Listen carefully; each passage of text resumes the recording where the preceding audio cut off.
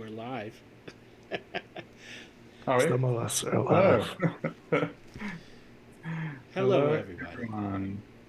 I can't see myself here on the stream. We can see you. You can see me? You. Okay. My Twitch has been weird then.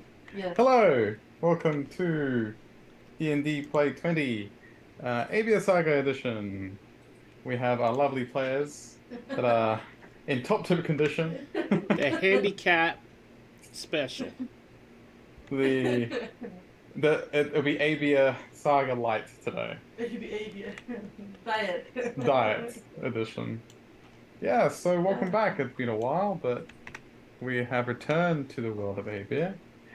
For those who don't really know about it or are not familiar with my Abeir saga, it is my version of Horde of the Dragon Queen, which is set in Abeir, a world tucked away in its own pocket dimension, a mirror of the world of that we all know from Forgotten Realms, Toril. Uh, a world full that was the domain of elder primordials and powerful ancient dragons who vied for dominion over this vast and mysterious world. This is the world where uh, the group you have here, uh, with some new members, some lost, have gathered together to contend with the forces of Tiamat, which are trying to incite war across the draconic principalities of this planet and world. And things are coming to a head. They have managed to save the town of Greencrest,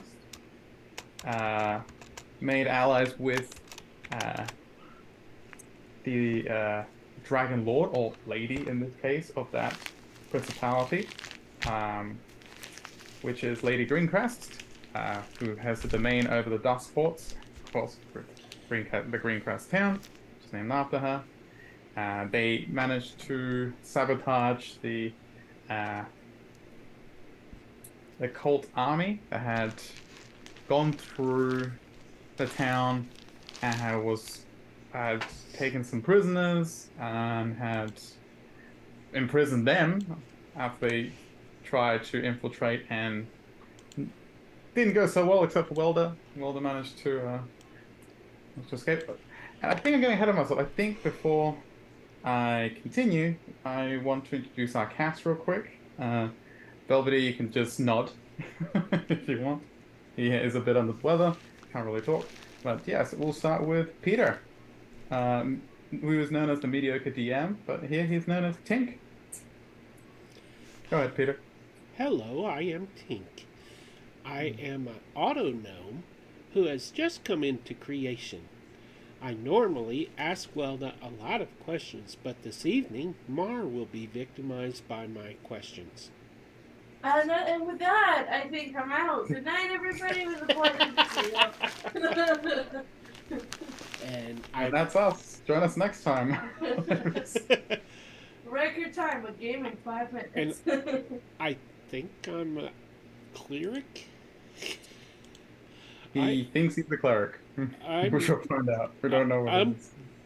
I'm opening my character sheet now to confirm because it's been a little while and I'm in a lot of games. Cleric. Cleric. Confirmed. To everyone that may be watching or may watch this in the future. Confirmed. Alright. Who do you want to pass the baton to, Peter? I will pass it to Marla.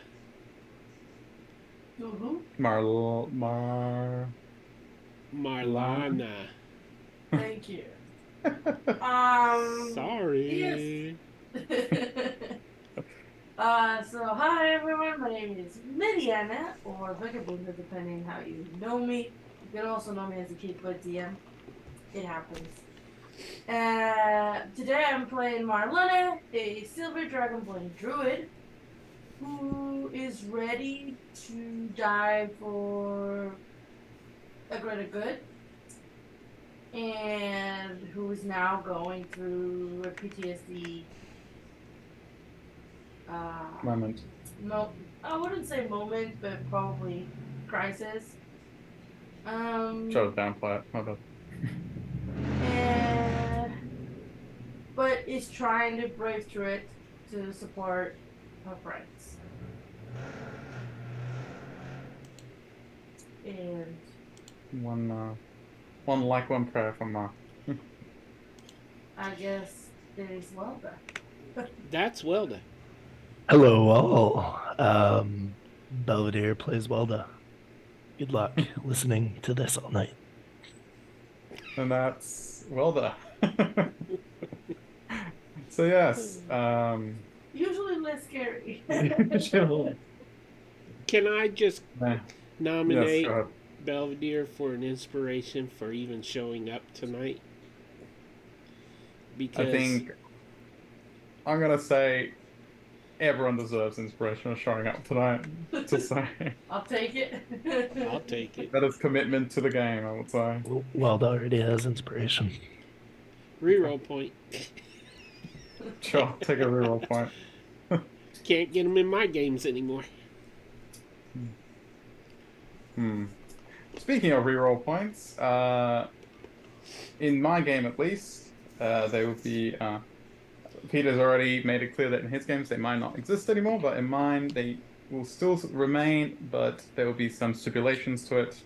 If a player does do a reroll, they can only do it once per major roll. Or roll, any. So, to finish the recap, after helping Lady Greencrest, she tasked them with investigating further into what the Call of the Dragon is up to, which has led them on a journey across the Dragon Sea towards the Principality of Escorn, the domain of Escanamundia, the Dragon Emperor, a mighty ancient elemental dragon, which is, well, was known as the Lord of this land, but it is now being contested by a rebellion of sorts. The group has managed to make contact with some of Escanamundia's allies. The Cult of the Dragon seems to be perhaps aiding the Dragon Emperor.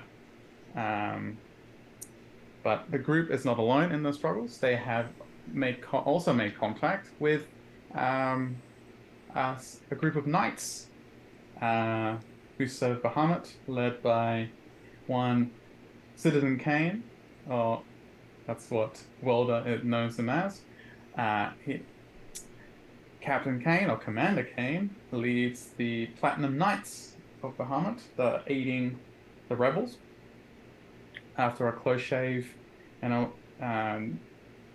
on their way to Castle Nazitar, which is said to be the headquarters, the seat of the last seat of Escanamundir and his forces. They were. It was more Welder. Welder has an interesting connection to the Feywilds. He was motivated by his granny to seek aid in his upcoming fight with Escanamundir, leading the group into a forest deep into Escom Forest, which had been touched by the Feywild. There, things were not as they seemed. Things were seen and unseen. I believe a lot of the characters there are a little bit upset, apart from Mulder.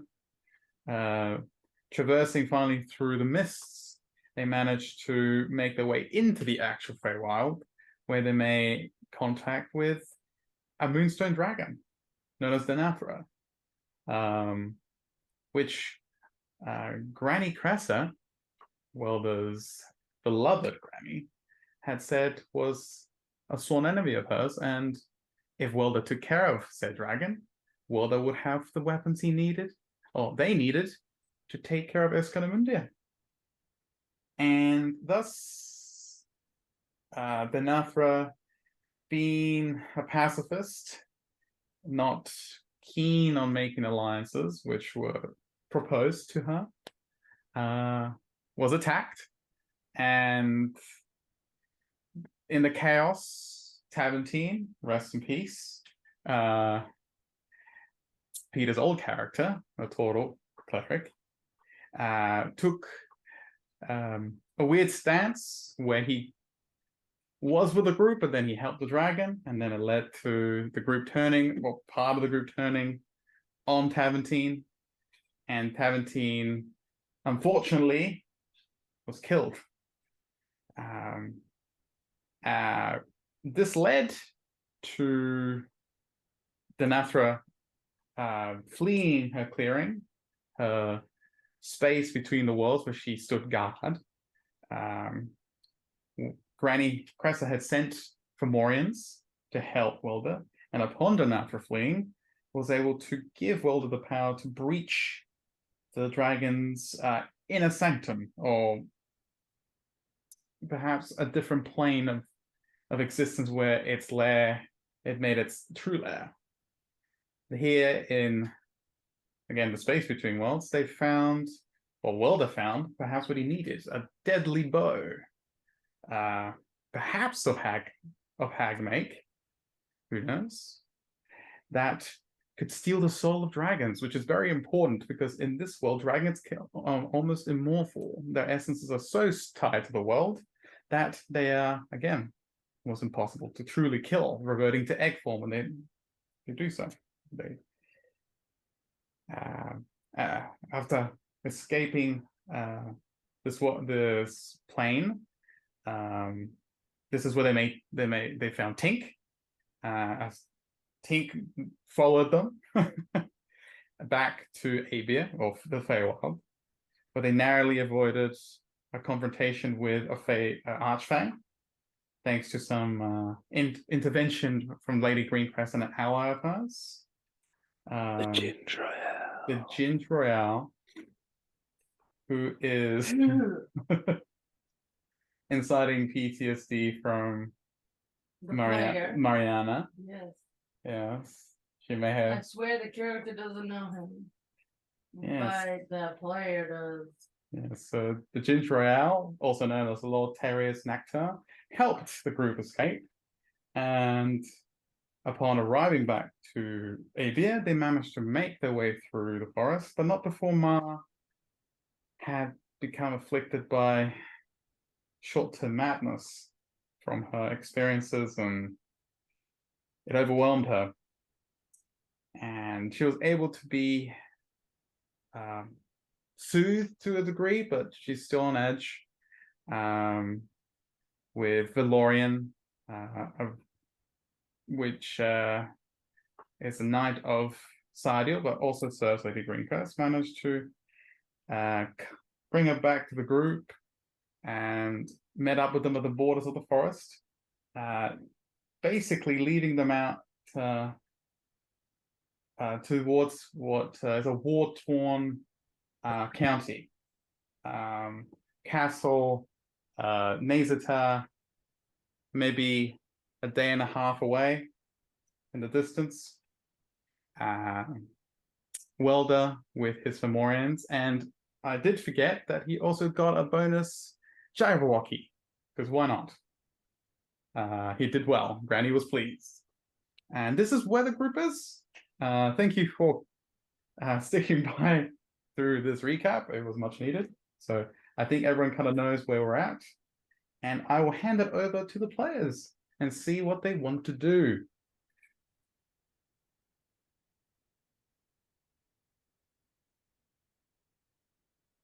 Anytime, guys.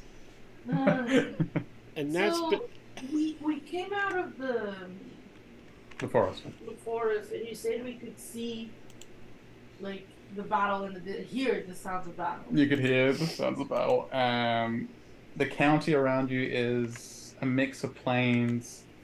You do see patches of trees that line the cobbled road, but as it goes further along and winds towards the castle, you can see it's scorched and war-torn. But yes, you do hear the sounds of battle in the distance.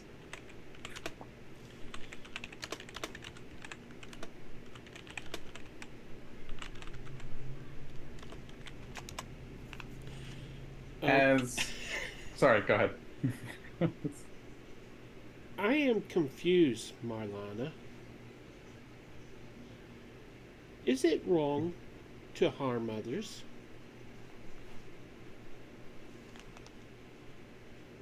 If others have not done anything to harm you or those you care about, yes. But I am a healer, bot.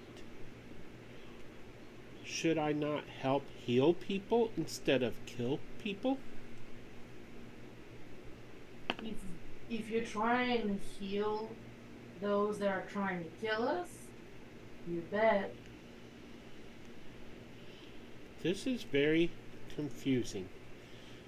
I shall compute. Processing. Processing. Process. Processing silence.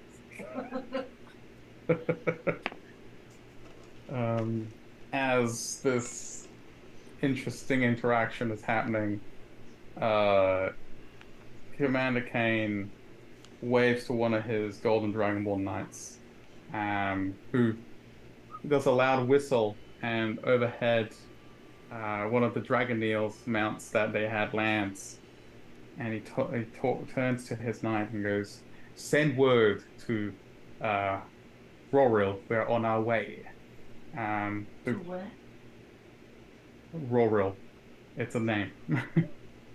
You haven't heard it yet. Um, the Dragonborn salutes him and mounts up and is ready to fly out ahead to send word to the frontier. See it take off and zoom off into the distance. Mara looks at Kane. Is this an actual ally that is going to be proved to be useful? Goes, Lord Unglas Roral is a staunch defender of the people. This is his army, not mine. That gives me a little more confidence. For those who don't know, this is Citizen Kane. I'm having a screen. He gives you this piercing look with his steel blue eyes and looks away. He turns towards his remaining men and starts to give them orders. Um, Valorian and Elwyn are kind of giving each other like these glances and kind of looking a bit unsure towards the Jabberwocky, who's had Welder's beck and call, and the Fomorians as well, who are just looking a little bit bored.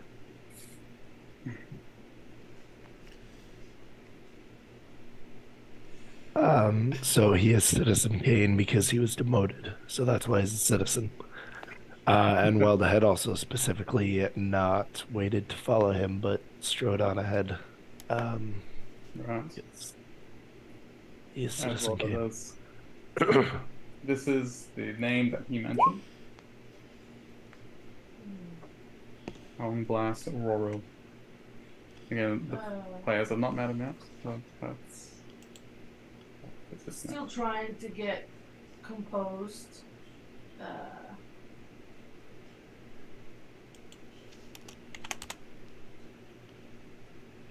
The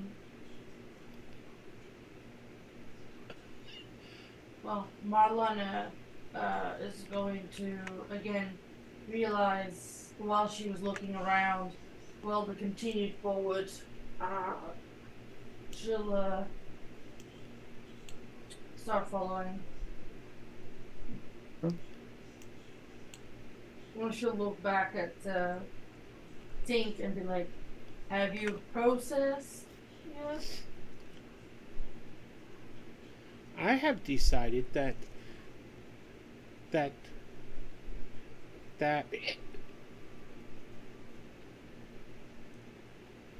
I think it's that I have malfunction. not decided anything yet. I want to help people, not harm people, but you present a good argument. If people are harming people, they should die.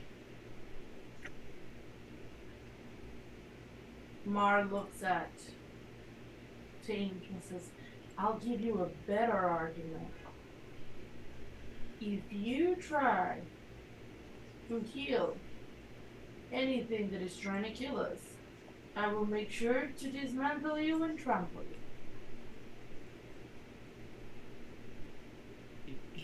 Good enough argument? I'm sorry, could you repeat that? I couldn't hear. Oh, I said, Mars, I'll give you a better argument. If you're trying to heal anything that is trying to kill us, I will dismantle you and trample you. That seems excessive. And he goes and hides behind Welda. Welda, who's flanked by 2 Comorians. Yes. Mars, like, I hope that's clear enough. I do not have a tongue, but if I did, I would be sticking it out at you. I mean, you should be glad you don't have one. I'm not in the mood. She continues to walk. Bloop, bloop, bloop, bloop, bloop, bloop, bloop. That's me blowing a raspberry at you. As he's hiding behind Welda, who is wearing a necklace of tongues.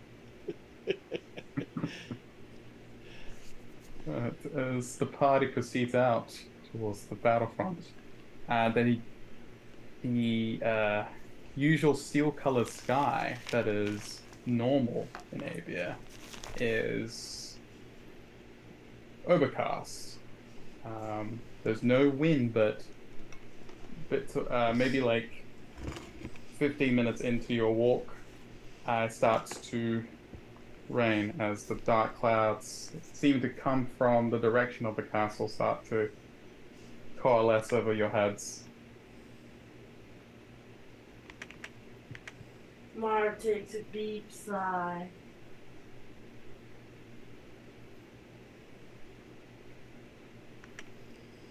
Everyone walks in the rain towards the battlefield. Not necessarily towards the battlefield, but to where we can have a vantage point to watch and learn. Very well, yeah. You said we are still technically about a day and a half away from the main. Yeah, correct. You're not from the front line. correct. You're not quite there yet, but close. So that's the plan, is to get a layered plan before proceeding towards Gotcha. Yeah, probably even try to come up with some semblance of a plan. Okay. Oh. You may do so.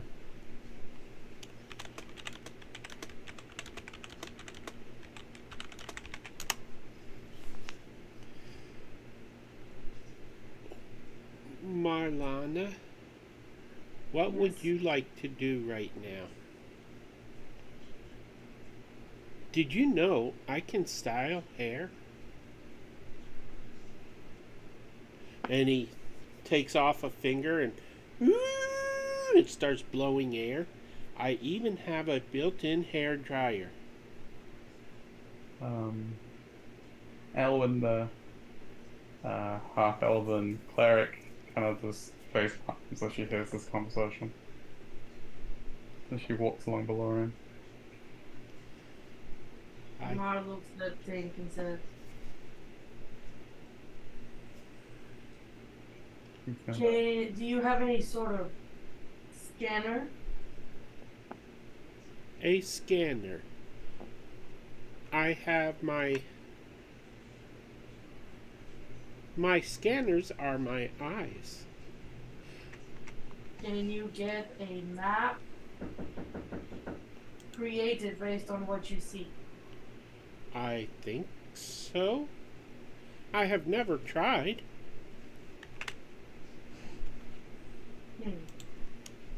She looks at Lauren. How about you fly up with this thing, get it to scan the forces so that we can have a map of the front line? Looks towards Tink. Looks at Ma. He kind of looks at her with a soft gaze. When he looks at Tink, it's like a bit like it hardens. It's obvious to Ma or anyone that's paying attention that Valorian trusts Tink almost as much as far as he could throw him. But he nods towards Ma. He goes, "All right." He leans towards Tink. "Are you up for it, Boone?"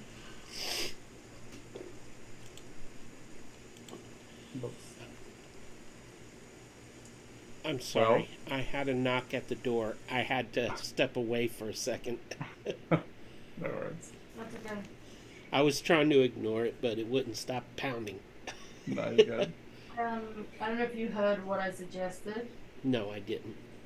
Right, so I suggested Valorian pick Tink up and like fly up and try to get a view of the front line so that Tink could scan it and give us a map of the forces. If the DM approves it, I can do that. Yeah, Valorian was standing over Tink, examining him, going, "Well, Yes. You have paper. No, I do not have paper. Mar immediately passes over a notebook, rips one of the sheets. She has a journal. She rips off one of the sheets and hands it over to Tink. Thank you. Thank you. I meant for me. Oh, sure. She rips another one and gives it to Wilma. I will draw the map with this chalk I have.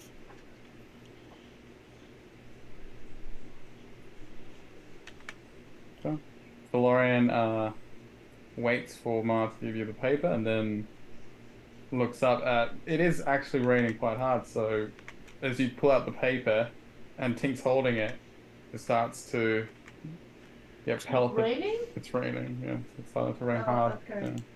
Yeah, we predicted the rain the last game. Oh, yeah. Welda will look to who's this that's going? Green Mane? Hmm. Will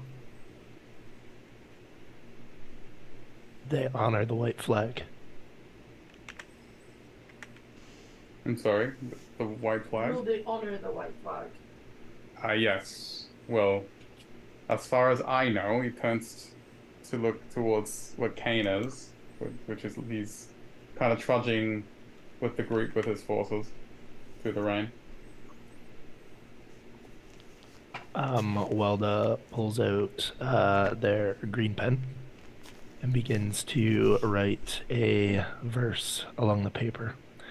First section is in Sylvan, second in Giant, third in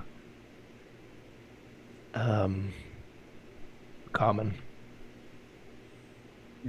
Mar puts if you allow it, if Will allows it, Mar puts a hand on Wilbur's shoulder. What is your plan? Sorry, I'm To Mar and Welda and the Emperor, I will come up with the wording later. But it is an invitation to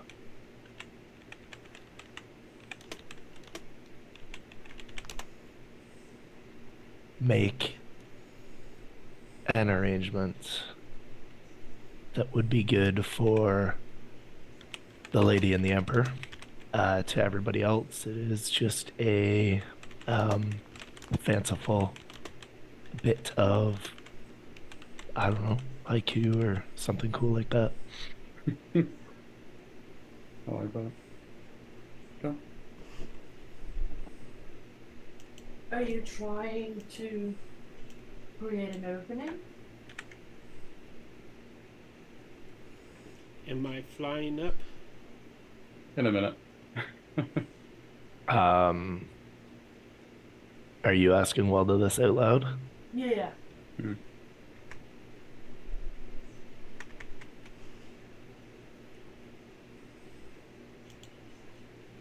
Um,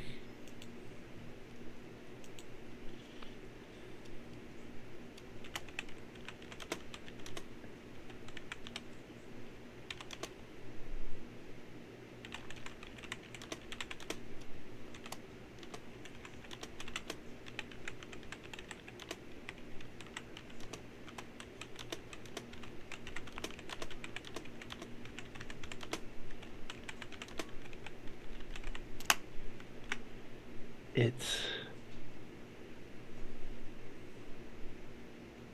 helps to understand one's motives. Why not? Sorry, I'm not quite real good today. You might have to explain what you don't usually have to for me. Hmm. What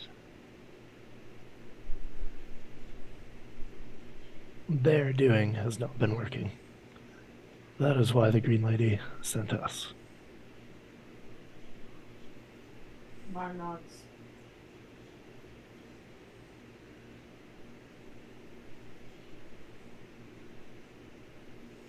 I would feel more comfortable though having some sort of layout, kind of either ambush or escape if they try to attack us. He knows nothing of us. Either he will be curious or he won't. You know,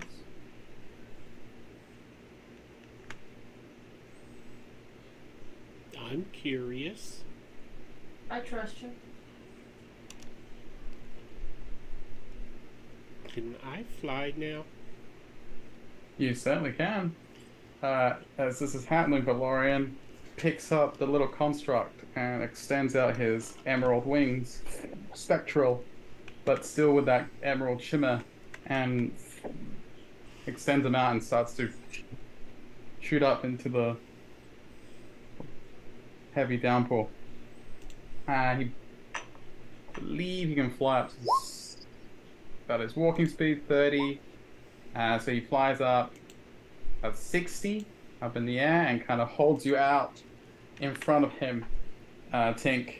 So you may use your scanner to do a perception check with disadvantage. It's quite a heavy downpour. Ooh. Unless your scanners don't use visuals. I don't know, it's like thermal scanning, I'm not sure. Well, my performance on making the map is a 13. Hey, it's a 13 both ways. Alright. Yeah, So, it's difficult to make out, but from what you can see from your vantage point is that the winding road seems to extend before you, and maybe I don't know, maybe about 500 feet from all of you, you notice that there's where there was grass and trees, it's a blasted land, scorched. There seems to be, against the precipitation, there seems to be the outlines of wooden barricades or with wooden stockades. Um, and seems to be some figures on those. It's like a hill of sorts that seems to be jutting out from the side of the road. It's perhaps an easy guess to say that this is like sort of an outpost that's had seen some battle along the road? Hard to I, tell.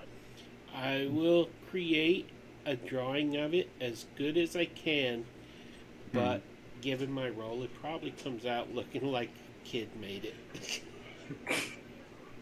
Okay. That is probably, especially with the rain. Yeah. I So yeah, believe we traveled most of the day, so I think we'll attempt to take a long rest while they're off flying around. sounds good. You guys may do as you wish. Yeah, can Mar try to find a spot where it seems less likely to be ambushed or that is more defensible? Sure. Certainly can. You may either do me a survival or a perception. Same. Uh, Today's the day for bad rules. yeah, I can see that. It's not terrible. Um, you do make out a copse of trees that are not too far down the path. This would be way before. At this point, DeLorean would have come back down and put you back on solid ground. So you may convey what you saw or what you could make out to the group. So just to confirm, you said I saw like an outpost. Could I tell it was a building or It was like more of a hill, but with like wooden stockades, like a bunker hill of like an sorts. underground uh, structure? Uh, you're not really sure if it's on the ground. Again, it was an outline, but it seems like it's some sort of fortifications. Welda You, and you, Marla, I believe I found something. It looked like some sort of man-made fortification built Really, into a hill. you really need to update your um, records. My name is Marlana. Okay, sorry. I keep, I keep I know. looking at Mar on the screen, and Thing is, you can call me Mar or Marlana. Marla, not I so get much. halfway there. Okay. I don't know why I'm saying Marla. I don't know, but I'm teasing you, so don't worry about it. I'm not mad.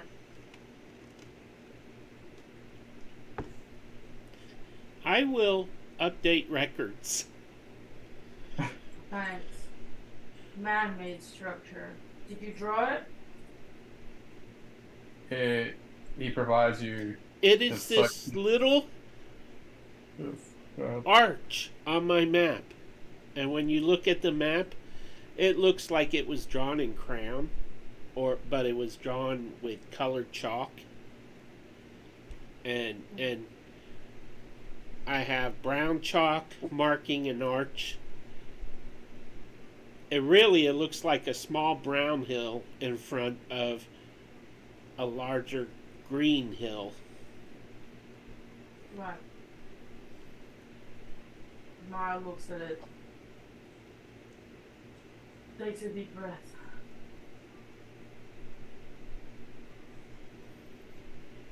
I guess it's better than nothing. Wow, Welda, she said it was better than nothing. That is an improvement. With my 14, did we find them somewhere that I Yeah, can? you again you found that like a secluded copse of trees from the side of the road. You may take shelter from the rain. Yeah, Mar will call out to the place she found and see if Wilbur has found something better. You're muted. You're muted. Yep. Welda is probably same spot on their knees, eyes closed, just rain washing down on them, halfway through their trance. Yeah. You should be careful, Welda. You could come down with a cold. Okay. This might be funny. How is the ground? Is it like muddy? So where you're standing, the road is cobbled, but everywhere, yeah, it's around. It's getting muddy now because of the rain, and like the surrounding dirt is kind of coalescing like mud. So it's not soft where Welda is. No, I was gonna do something funny. You wanted Tink to get stuck, didn't you? No. No, not at all. I was just gonna, just for fun, I was gonna have like, like, cause Welda is in the trance. I assume some form of being sat down. Mara's gonna like wiggle Welda into like a blanket and drag, like drag Welda back to the camp that she found. But it had to be soft ground if it isn't. But it doesn't. So she just looks at Welda, looks back at the camp.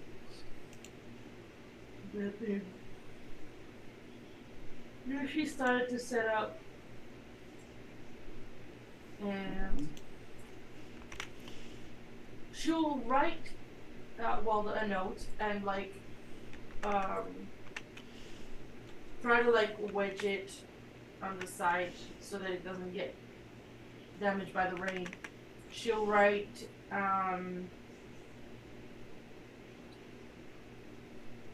basically saying what direction they are in the camp and asking Welda to keep watch when they're ready, because the rest of them need a bit longer than Marlana, I believe my systems allow me to carry Welda.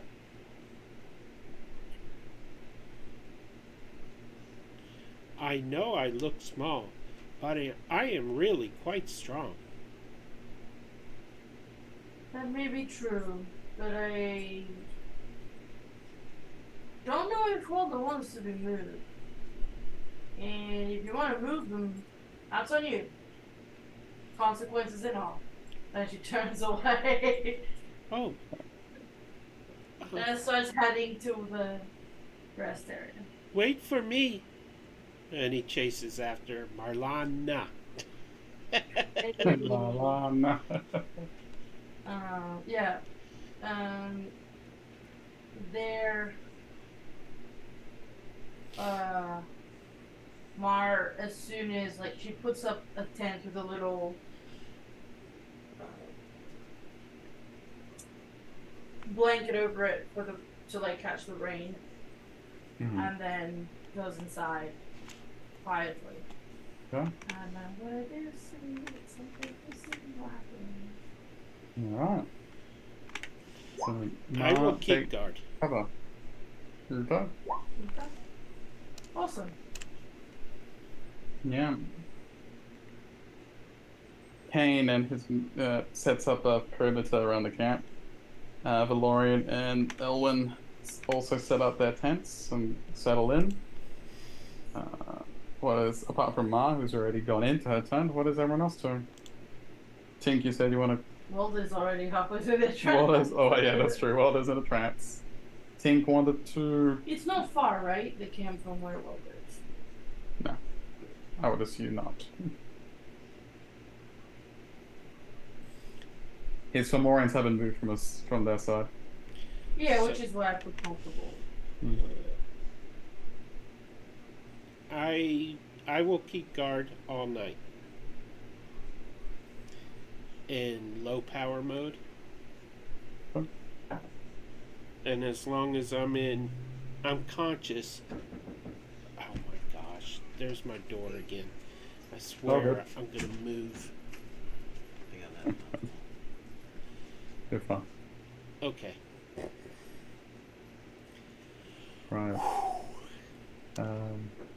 Yeah, so Tink, yeah, you may, as you go into low power mode, I guess you may roll me a perception check. But still with disadvantage, unfortunately.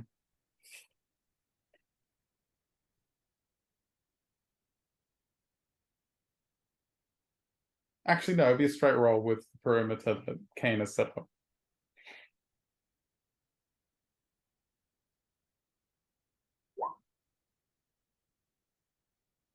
Go. Yeah, I think you power down and all you hear and all you see is rain. You may hear the muffled sounds of Kane giving orders to his remaining forces, but apart from that, nothing much happens while you enter your low power mode. Mara, you've gone to bed? No, Okay. not straight away. She will take a few moments trying to go through what happened that day and how she lost it. She'll try to like calm down and regain some sense before actually bedding down. Okay. Like whoever is still up would hear a few a few noises that say she's still awake for a little bit. Okay.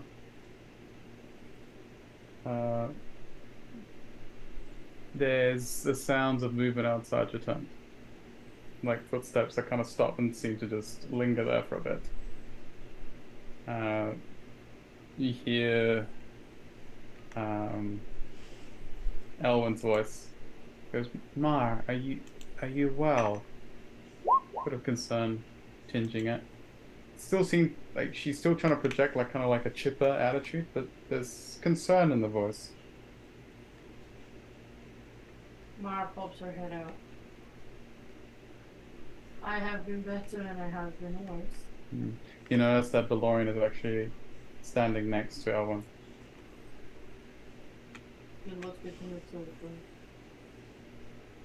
She goes, well, we won't bother you then. We'll look to Valorian. Both of us were a little concerned after what happened. Yes, I apologize for making everybody worried. It was not my intention, it just... She gives you the accompanying smile as well. My door is always open. If you need help, you want to talk about it, I'm here. And so is Valorian. Looks to him. Yeah, I appreciate it. Right now, I really don't want to talk about it. She looks at Valorian. See? Like kind of gives him like a told you so kind of look. Just very well. We shall tell you what, I will take your watch. You will get your rest. And Is he saying that to you. Right. To you, Ma. Seeing how haggard you are.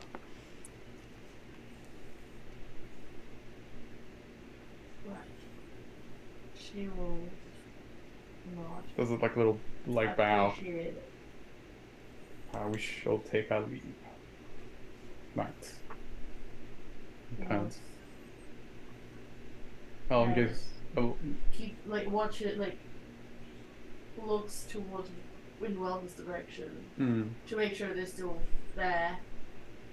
And then you notice that the Jabberwock has extended its wings and is kind of like providing Welder with cover from the rain.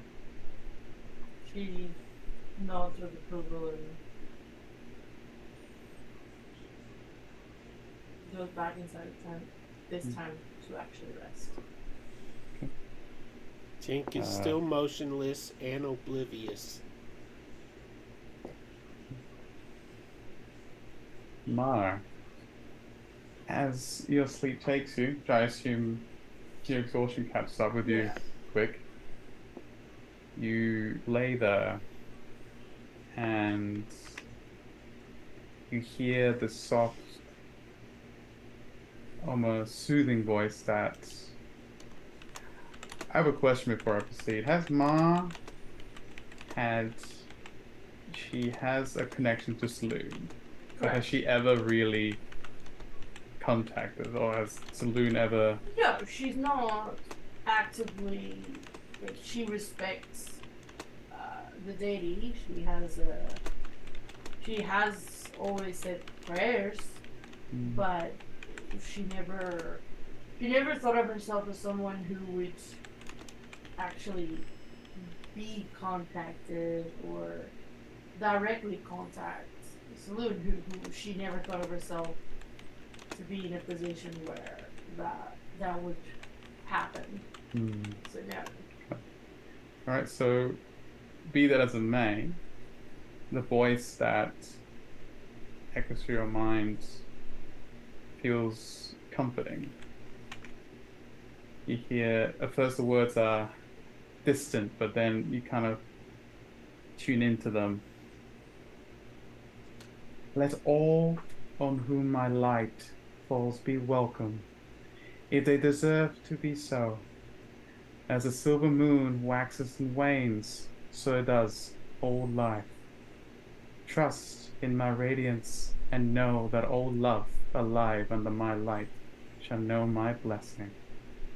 Turn to the moon, and I will be your true guide. And as you hear that, you feel more than see the light of the moon kind of bathing your scales.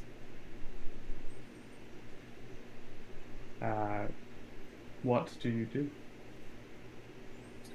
So this is in a dream? You feel like this might be a dream sequence. Right, so are you asking me what she does in her dream? Right. How would she react to that?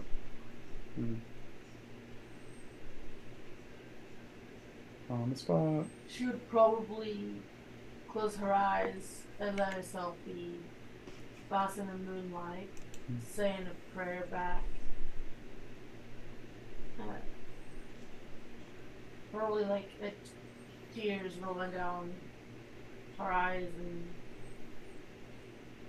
just thanking Saloon for what great patronage. As you do so, that warmth seeps down through your scales and warms you up from the inside out. Saloon, Christina Saloon. My moonlight has finally found you yet again, Ma. You have long been far from my reach, and you, my child, have been troubled, far from home, far from your friends and loved ones. I am here now to offer you what aid I can.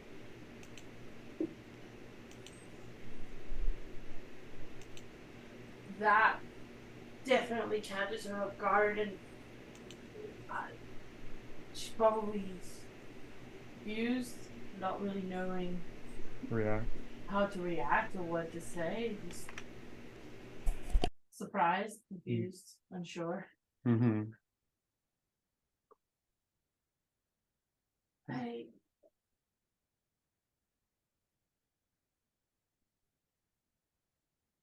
I'll take any help I can get. Thank you. Still eyes closed? Probably open now. As you open them, you see that you are in what resembles to be like, it's like an echo of Danathra's Feywild lair. Ooh. It's the pool in the center is bathed with moonlight that seems to be streaming down from above, giving this clearing a warm, almost ethereal glow to it. Standing, floating more like above that pool, bathed in the moonlight, is a dusky-skinned human woman. Long limbs, perfect and just exquisite beauty, wide, radiant, lime green eyes, and long ivory-hued hair that falls to her knees, clothed in this beautiful diaphanous robes, like white, resembling almost dappled moonlight themselves. Floating like around her is like moon dust or like moon motes. Yeah, she's gazing towards you. Mar gets a look around to what resembles Clearing. the clearing and immediately forces her eyes shut again. Hmm.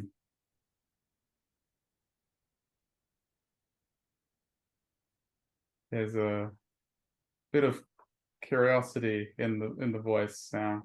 She goes, "Why do you close your eyes, my child? Do not be afraid."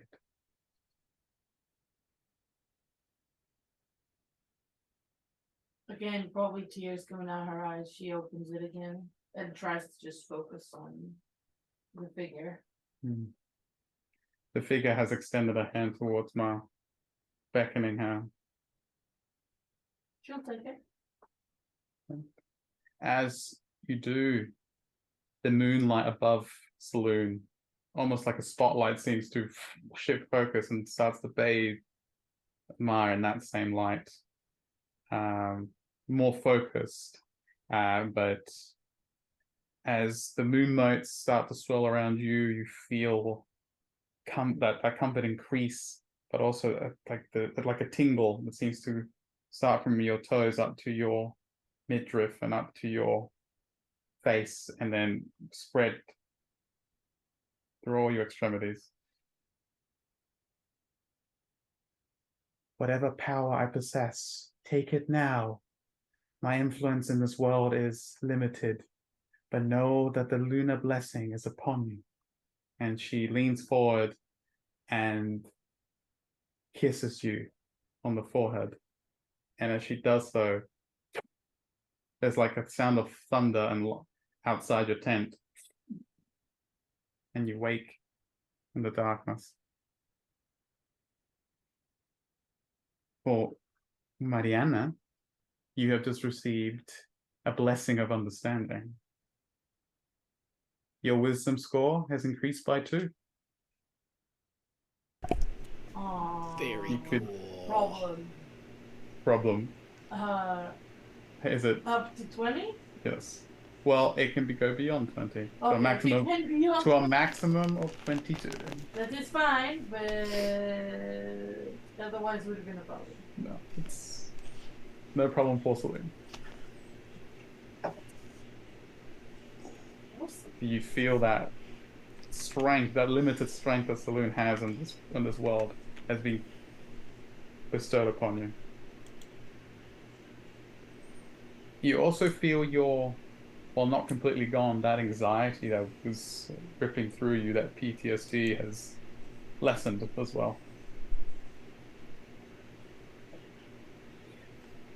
What do you do, Ma? Do I wake up? Yeah, you've woken up to the sound of the thunder. Mar looks around at first to make sure, she's not dreaming still, and she will step out, pop around her head out the tent. Is it daytime or nighttime? It's hard to tell. It's still raining. The weather seems to have So I worsened. can't actually see the Mm-mm. I'm horrible at guarding people. The whole camp will be gone by the time I activate again. Don't tempt them with a good time. Okay.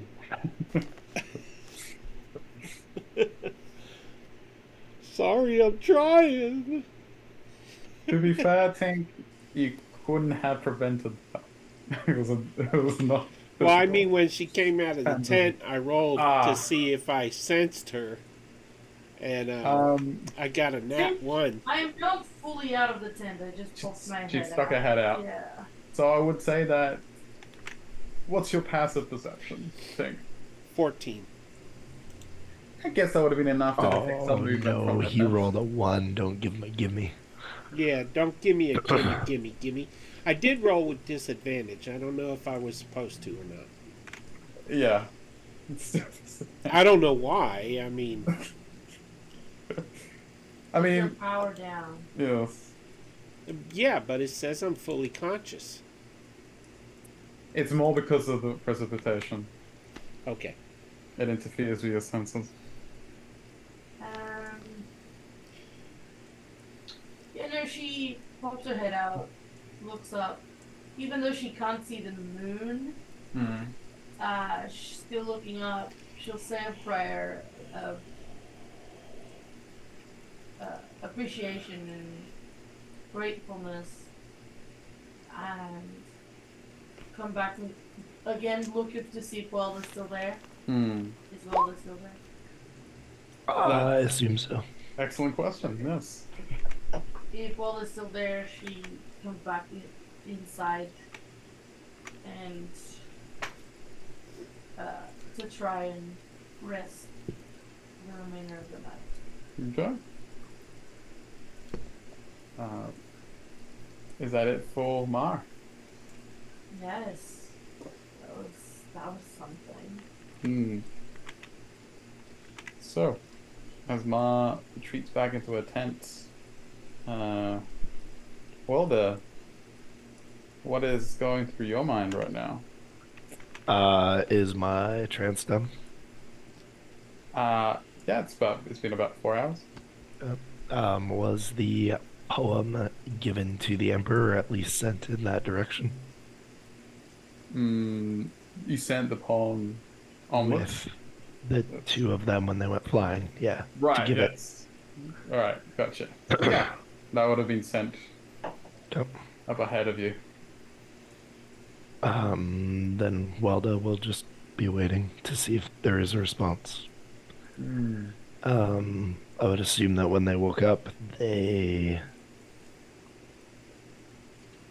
read Marlana's note. Would probably just be waiting. All right. Fair enough. As you sit there waiting, the bow known as Eclipse whispers in your mind, Welda. Soon. Soon. Just keeps whispering that over and over. It's almost like it can sense your approach towards the Dragon Emperor. So Welda would have woken up in their winter form and be crafting another ring. Right. I could say you could do a performance check for your ring crafting, if you wish. Let me switch my. Oh, I don't need to switch them. Perfect. Right. I will use my jeweler's tools then. That works too.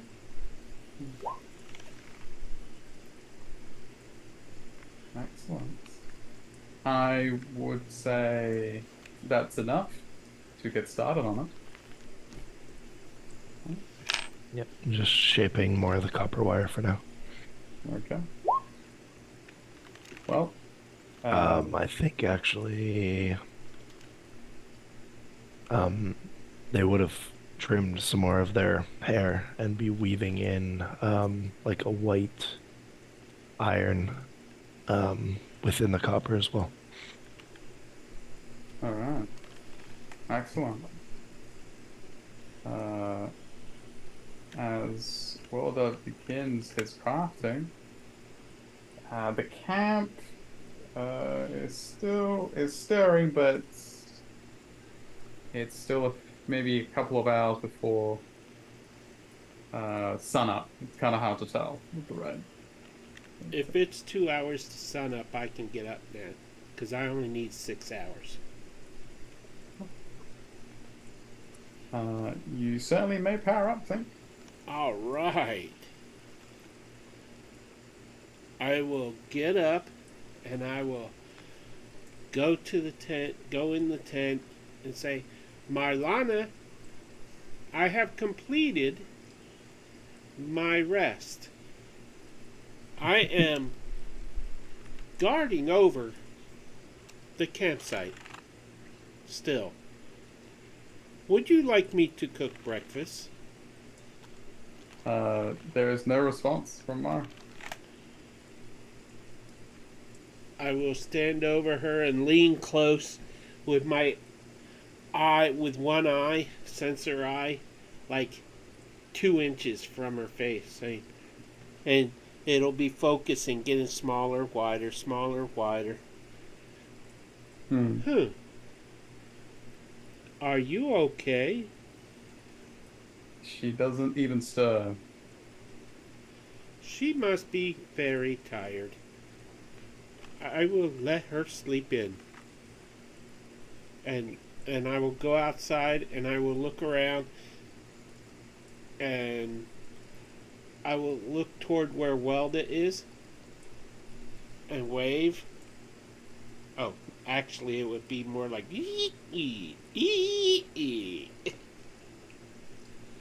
and Yeah. Welda's busy crafting.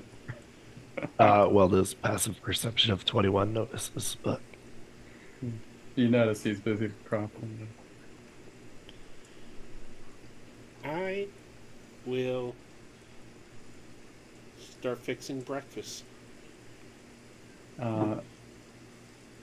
But since I don't eat, I don't really know how to fix breakfast. So this is going to be kind of half-cooked sausages, uncooked eggs. They're just mixed up. Okay. And when it's time to feed Marlana and Welda, it'll pour out onto their plate as kind of goop. Look, I fixed you all breakfast.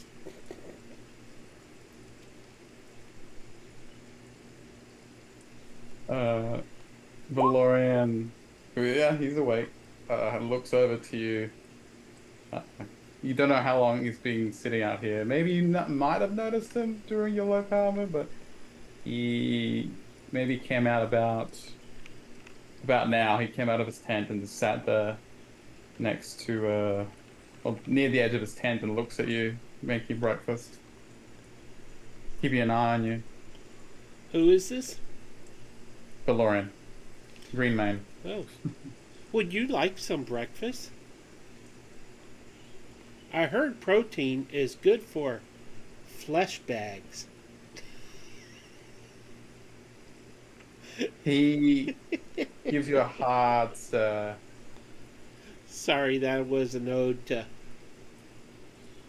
a certain player in Citizens. Certain character. He just stares at you, like someone on guard. It's obvious to you that he still doesn't know what to make of you. That's okay. I have already been made.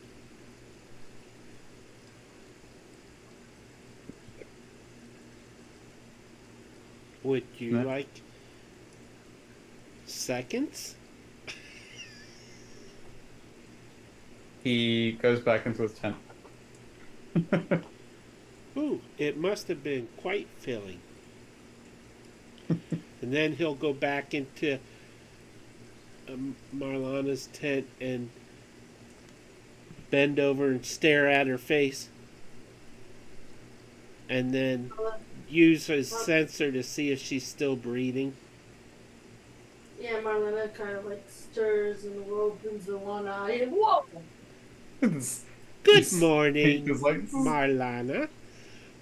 I have breakfast ready for you.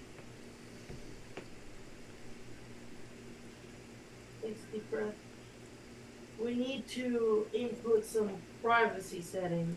My sensors are wide and circular. When people are sleeping, you don't creep up to them. Oh. If you So- wanted something from me, you'd call out to me, not come into my tent and stand there. Okay.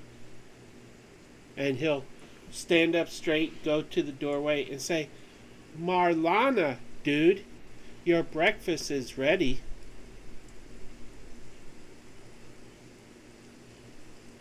She takes a deep breath, rolls her eyes. Did she get enough for a long rest then? Yeah.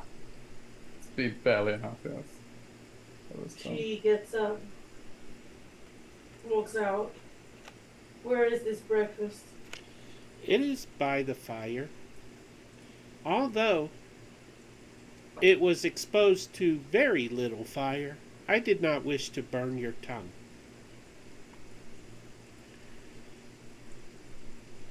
And he hands you an empty plate and pours. Thanks, Belvy. And pours his idea of scrambled eggs, which are just mixed up eggs that are uncooked, onto a plate, and then some barely cooked sausages. Say, enjoy your breakfast.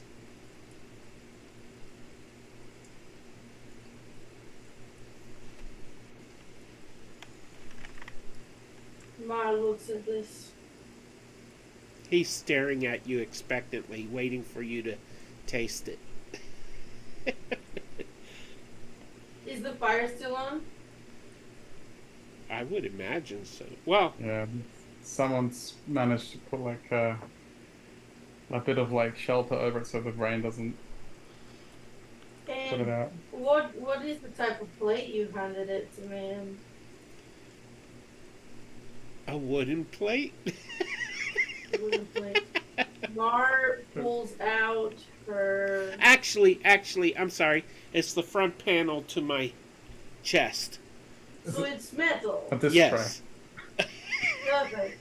Mar just puts the tray on the fire until it's fully cooked. Okay. And what you And then see, you see little mini Tink in there with bathrobe and a pair of bunny slippers on, little miniature bunny slippers, staring what? out like He's wearing bunny slipper, mini Tink Oh. in his chest. in the hole in my chest. Right. And he's just kind of staring out like, can I get some privacy?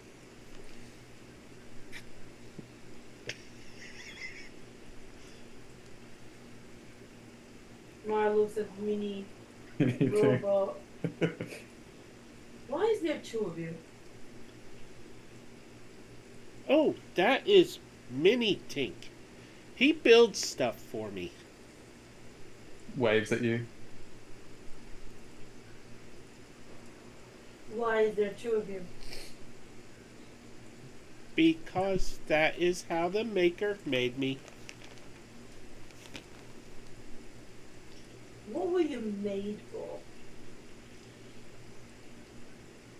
I do not remember. Right.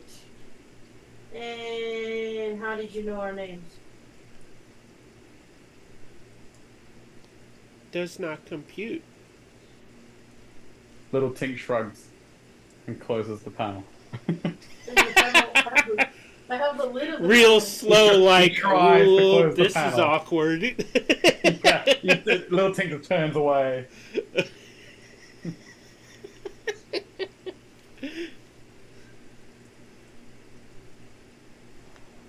Mark wears. Doesn't Sure. everybody know your names? No. How did you? I don't know. I don't have memories that go back very far. So did you recognize us? I just seem to know your names.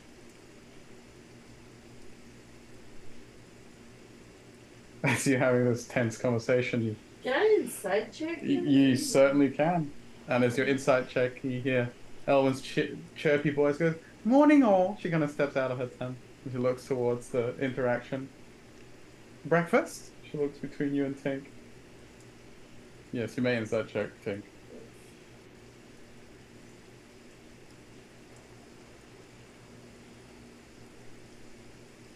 This is it. Oh,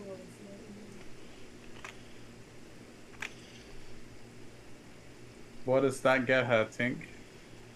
Well, I thought it strange that I do not have memories, but sometimes I believe you must just ride the wave.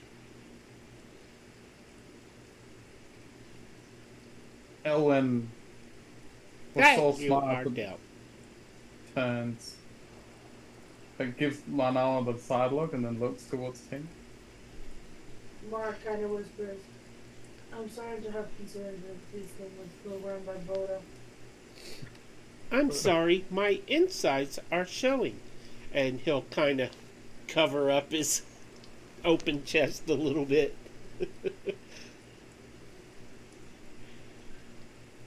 Please stop staring.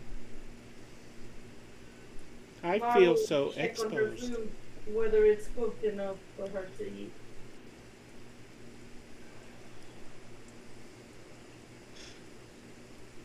Perception? Okay. Quality check. Quality check. Sure.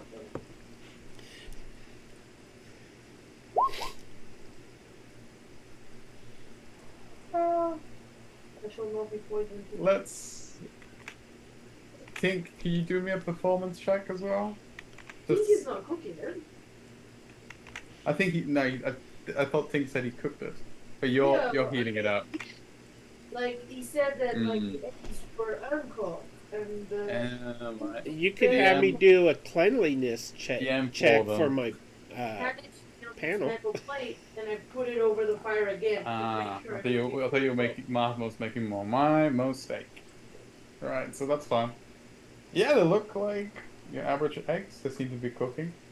Once they seem to be fully cooked, so let's eat it. You are overcooking your breakfast. That's how it's supposed to be. Does that not remove the protein? No. What does it taste like?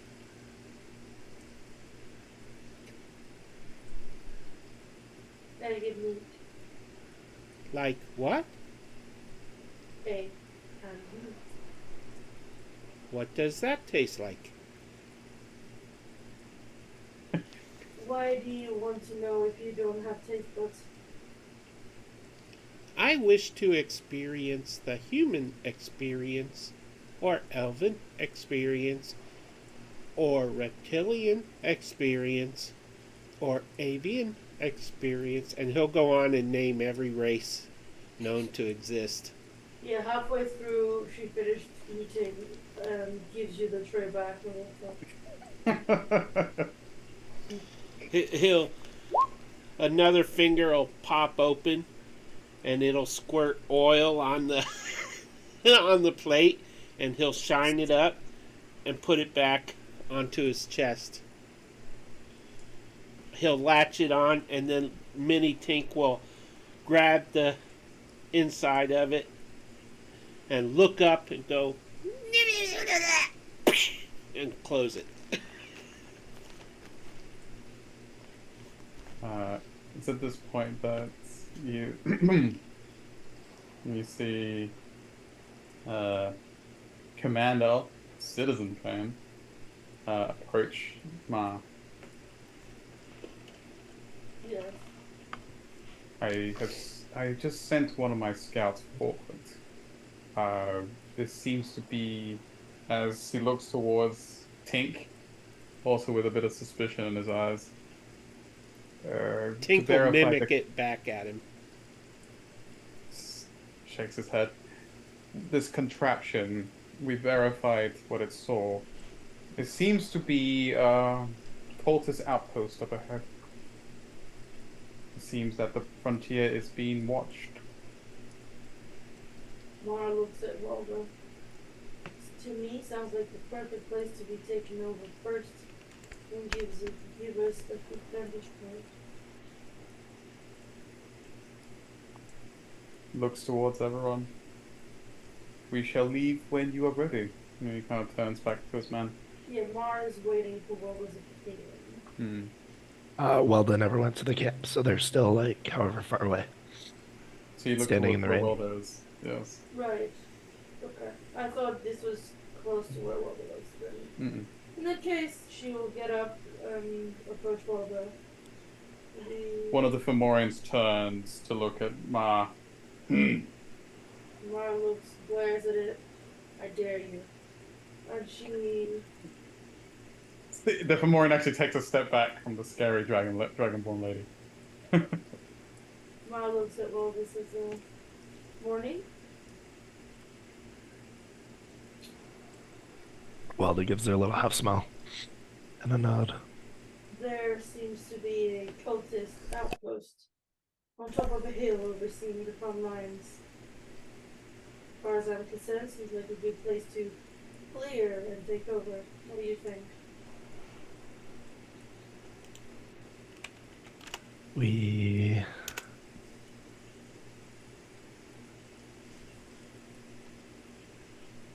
need to be seen. We gave an invitation.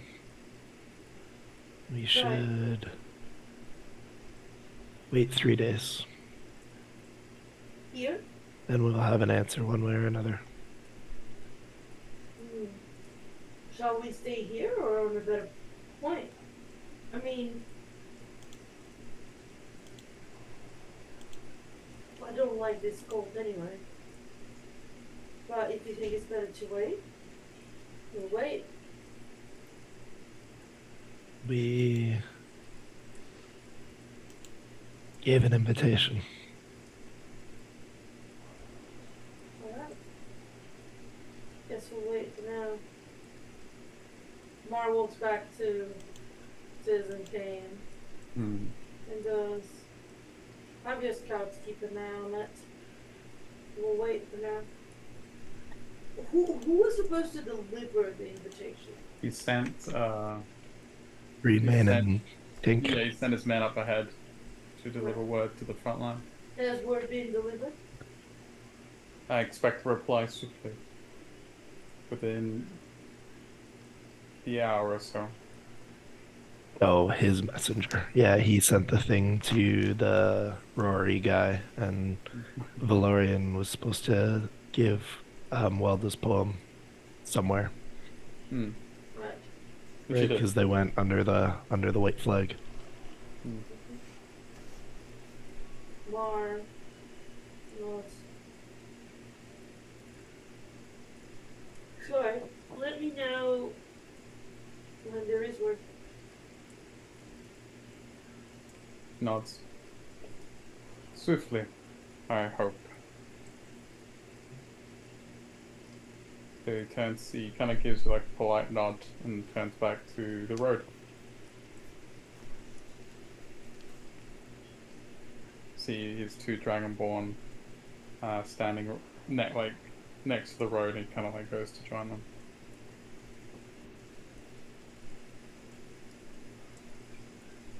Alright, so is the plan to wait for word from the front line? Welda's plan is to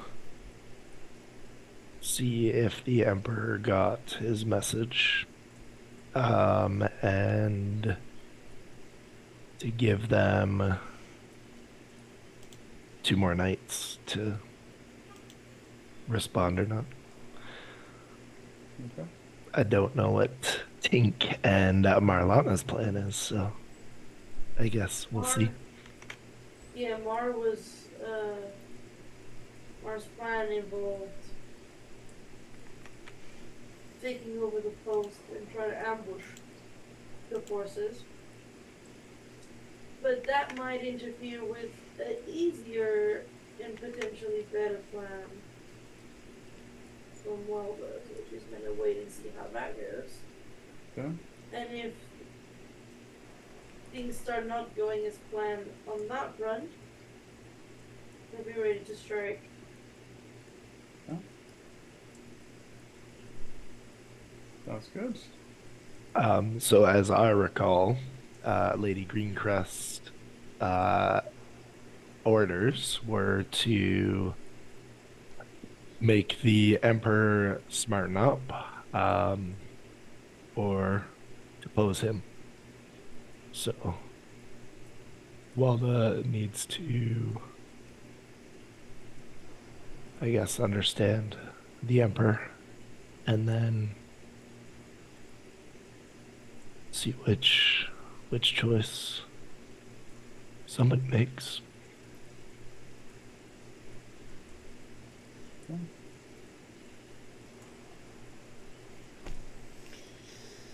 Well, Mar. Oh, sorry. I was just gonna say Tink wants to ask Welda questions, but I feel guilty making Belvedere talk. You can do whatever you want. No, I'll wait for a future episode. I feel horrible that you're having to play feeling like you are. The Emperor may show up and we may all die today. Do what you feel, Tiny Tin Man. Okay, Tink will go out to Welda and say, Welda, may I ask you questions? Mar crosses her arms and gets comfortable to watch this show. Welda acknowledges the tiny tin and continues playing with their wires. Would have been hilarious if he would have said no and then turned away after the conversation we just had. But if I recall,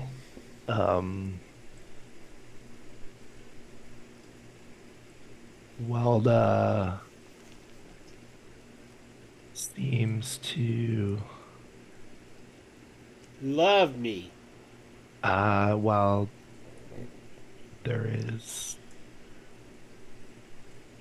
not an attachment there, I think that's completely one way.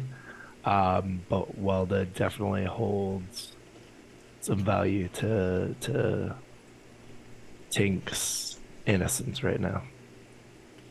Whew. That's a breakthrough for me as a player.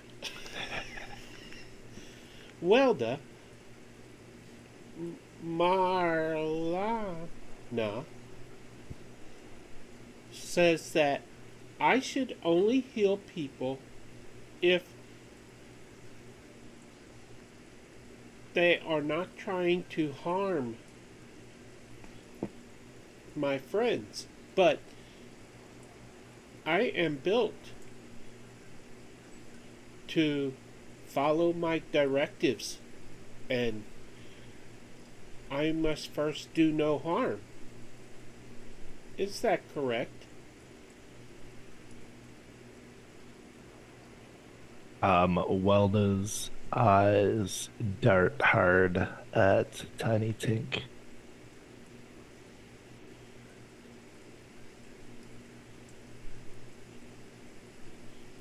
She said she would hurt me if I healed the wrong people. Had asked how to kill a blue dragon. If that is not what you desire, you should return to whence you came. We must kill a dragon?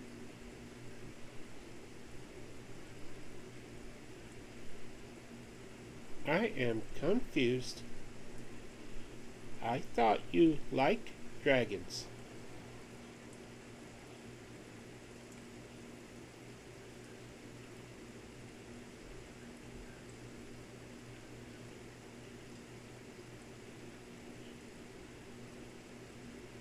Is Lady Greencrest a dragon? Do you like her?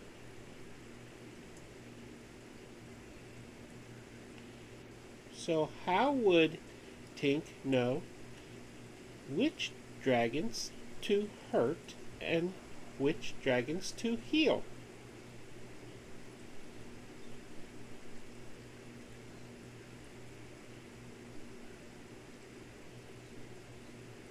I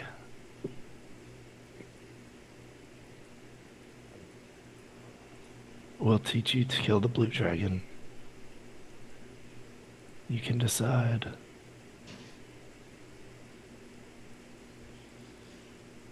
What do you do from there? Confirmed. Sorry, I'll build a table because this is confusing me. Which blue dragon is this? The one that we killed and came back to life and had imprisoned all you guys. Ah, gotcha. The very first one that we killed. The young one. Gotcha. Was that in a camp? Yeah. It was in the hills Yeah. Oh, you're right. That's where we when I killed it, first and then turned you into a guys got giant kidnapped. No, you first turned into a giant turtle at the city when you. At the city. Oh, yeah. that's right. I crushed the fort. I think that was the first time that we met the blue dragon, and then the stupid ravens didn't see it, and it ambushed us. And yeah, it was the first one we killed, and then we found out that it wasn't dead. And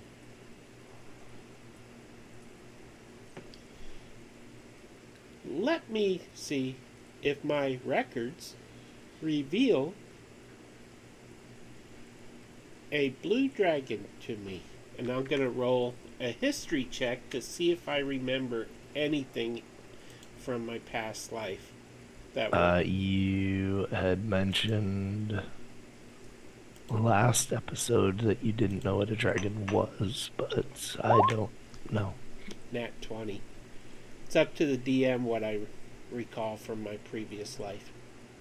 Because I'm reborn, I think. Yeah, I'm a reborn something. That is dependent on what Tink would allow access to the other players. I think I would say you catch glimpses, like movie clips. You would say different places that you haven't really seen before. You see a town in flames. You see a blue dragon up in the sky, roaring, shooting lightning from its mouth. You see green dragon clash with it in the skies above this burning town. It fast forwards. There's the side of this keep being crushed by a large dragon portal. You're not sure what a dragon portal is, but at the same time you do. Fast forwards towards a large war camp of the dragon cult. Of there's a young blue dragon above it, crashing down to its death. Flashes, bits and pieces. It's curious. You're not sure yourself what this means. Welcome, Raider. Don't make me this weird PC. Welcome. Thank you for joining us. Welcome. So yeah. Think you may share or may not share what you see in your databanks. I think I recall a battle in my memory banks.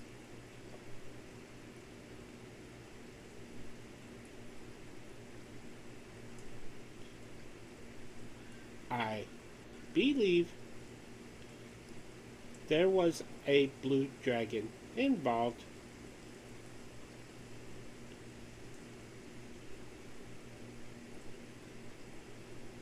That's it.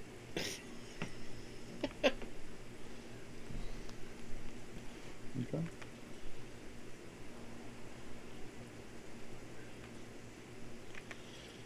Just realized, though, that I was hiding the fact that I was reborn from my party, and I let that secret out of the bag. That was on him, not me. Yeah, Peter actually was talking again to Welda, but he forgot to tell you to put your headset back on. Yeah, I just kind of did it on my own because he was like, I don't know how much they're supposed to know. So, Yeah. Uh, I think he said he recalled the battle and that there was a blue dragon involved in his memory base. That's what he said to Welda. Hmm.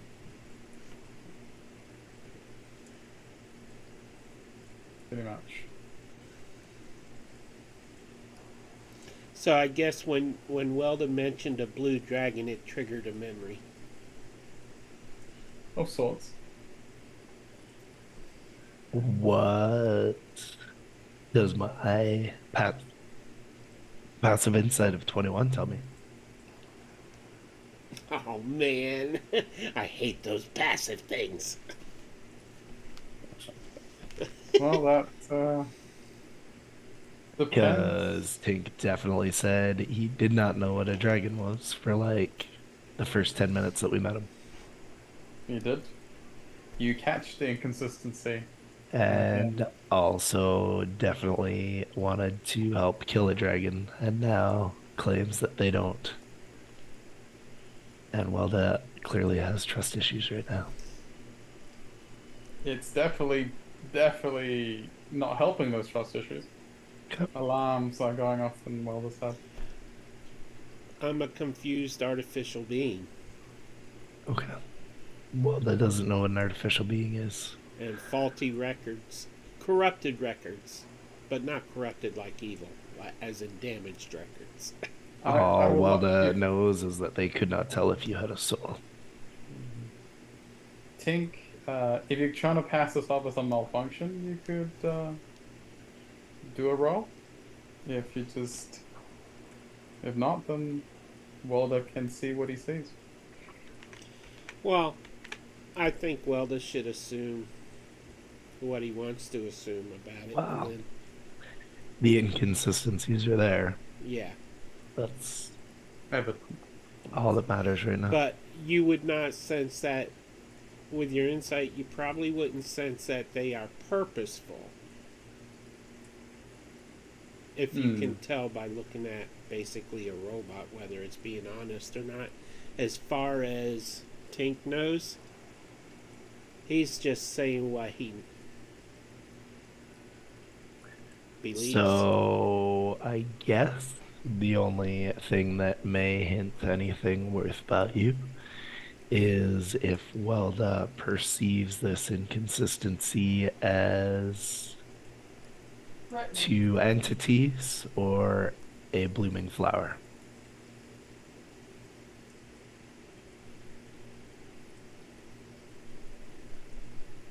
So, are there conflicting personalities, or is something growing or changing?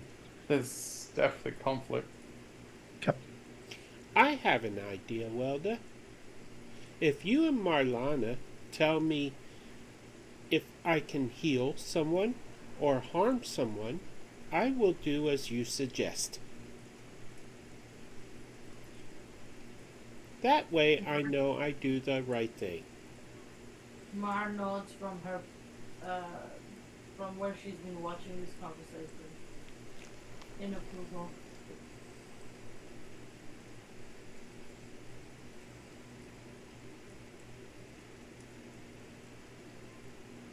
Plus, it has the added benefit that Marlana will not dismantle me.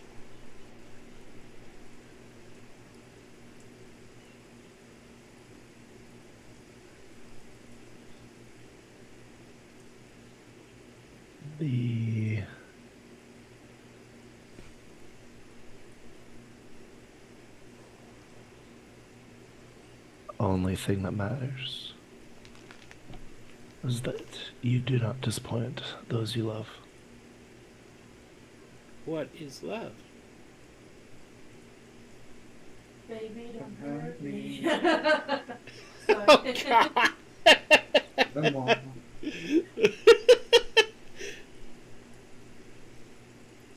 I do not understand what this love is.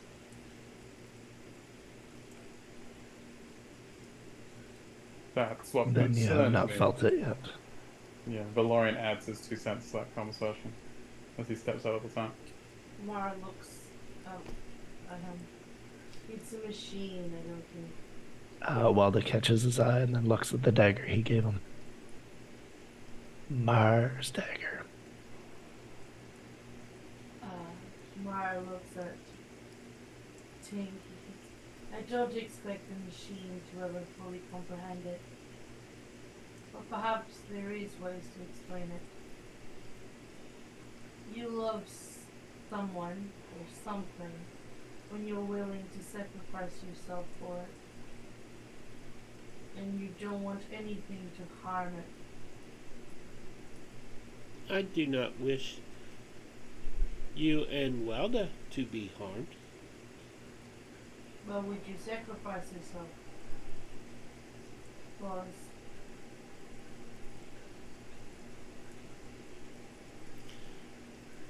I do not know. there you go. I would like to think I would. That would be tubular. But I don't know what I would do in that moment. There you go. When you know that in your cogwheels, then you know what love is. Till then, you probably just have a sense of responsibility or care. Mar gets up and walks back to where her tent was.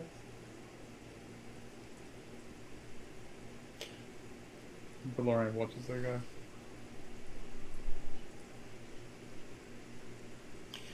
I think I would sacrifice myself to protect Mini Tink. But he is inside me, and if he is hurt, I am hurt. So, in a way, I am shielding him and offering my body as sacrifice to save him. That is love, yes? Welda pulls out one of the dragon glass daggers and just runs it down their hand.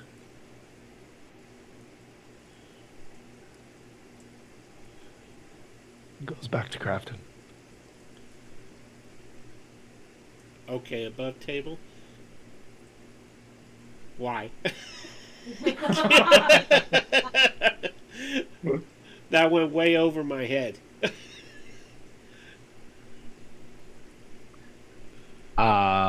Because that's how they're showing Tink that they don't agree with that being the same thing. Oh, okay. Yeah.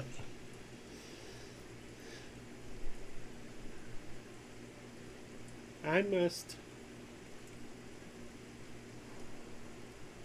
analyze this.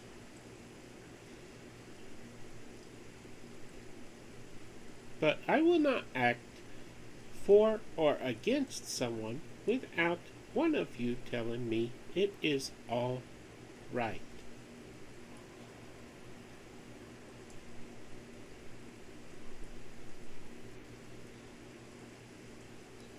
As all this is happening, you all hear above the rain the approaching footsteps of Citizen Kane and one of his Dragonborn, who seems to be panting.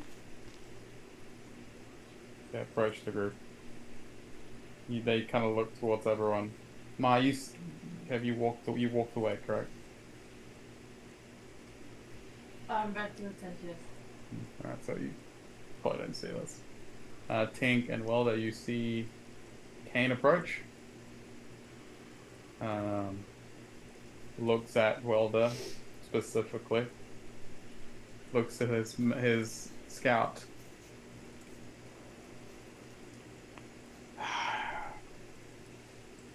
He brings word from the front line. The Dragon Emperor is interested in what you have to say, Wilder. Surprisingly.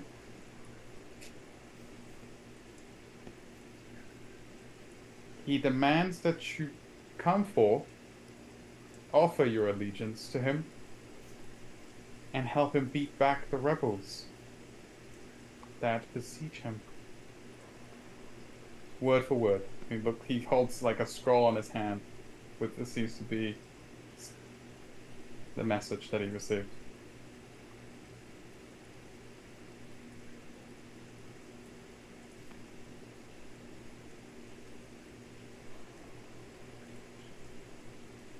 The scout is one of Citizen Kane's.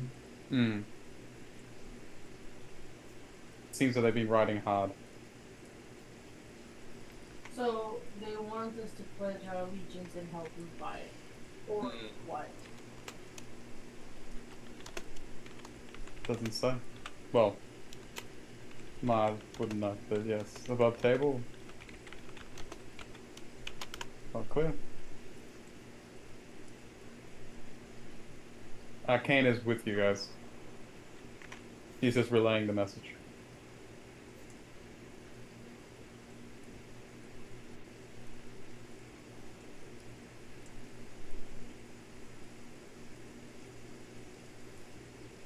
Tink is just slowly rotating his head back and forth from Welda to Citizen Kane. Mara looks. Do you want to meet him? Yes, Walter. I assumed you came back. You probably might have heard Yeah. a bit of that. Yeah, as soon as she heard the approaching Footsteps. footsteps, yeah. Hurried footsteps. She thought. Um,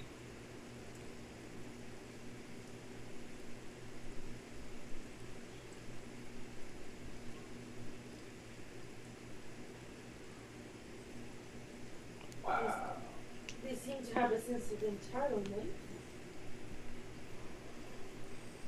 Or dictatorial, at least.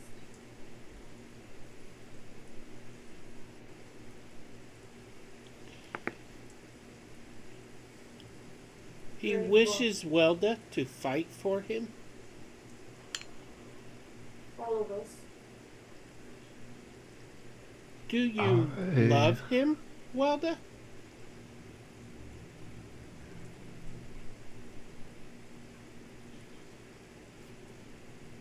Mara gives Tink the side eye.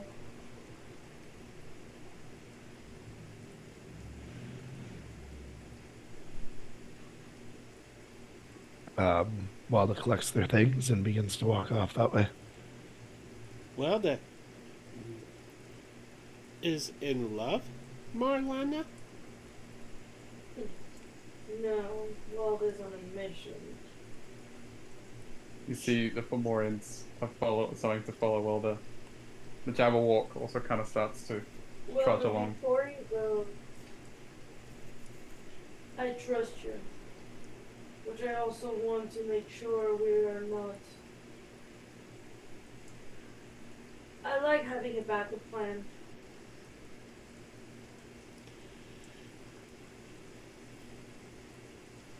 How do you want me to support you?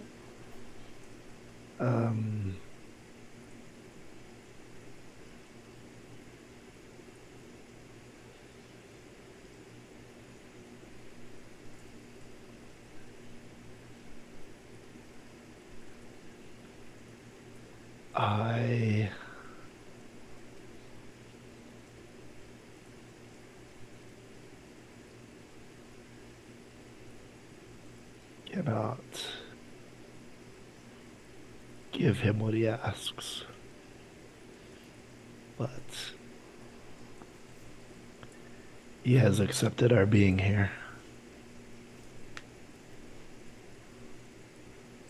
And I will offer him the respect and let him know what I am.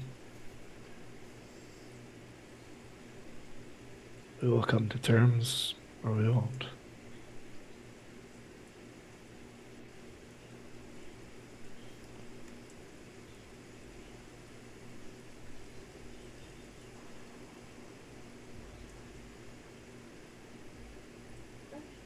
You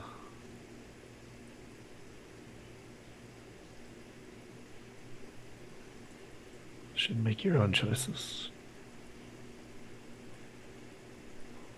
I'm happy to go alone. Yeah, I'm not happy to let you go on. It's not. We're in this together. I agree. I like the sound of your plan. I just am concerned that this emperor may not stick to the same rules of etiquette you do.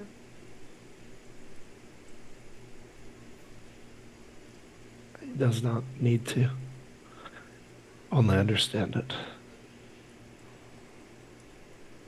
You know, well, in that case, let's go.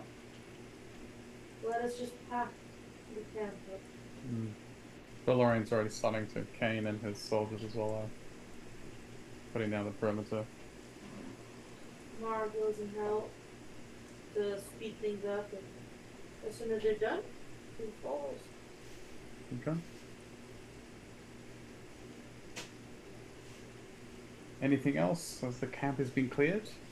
Yeah, Mara will say to Kane, have some of your men ready to ambush the fort tower on the hill. If something goes wrong, we don't want to have to fight both simultaneously on two fronts. We want those to be engaged. Very well. Only if something goes wrong. If you have some way of communicating between you and them at a long distance, this is the time to give it. Alright, I shall send word ahead. Alright. He looks towards his scout, nods at him, salutes Kane, and he kind of goes back to mount up on his dragoneel, ready to take off. Mara finishes packing up her things and Oops. Sorry. starts to pull well off. Alright.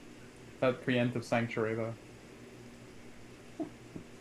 I was not casting Sanctuary. I was trying to click on the name, and the little dice thing popped out in front of my pointer as I clicked. Alright, so the camp is dismantled. And everyone follows suit. So what is the marching order as everyone meets on the road?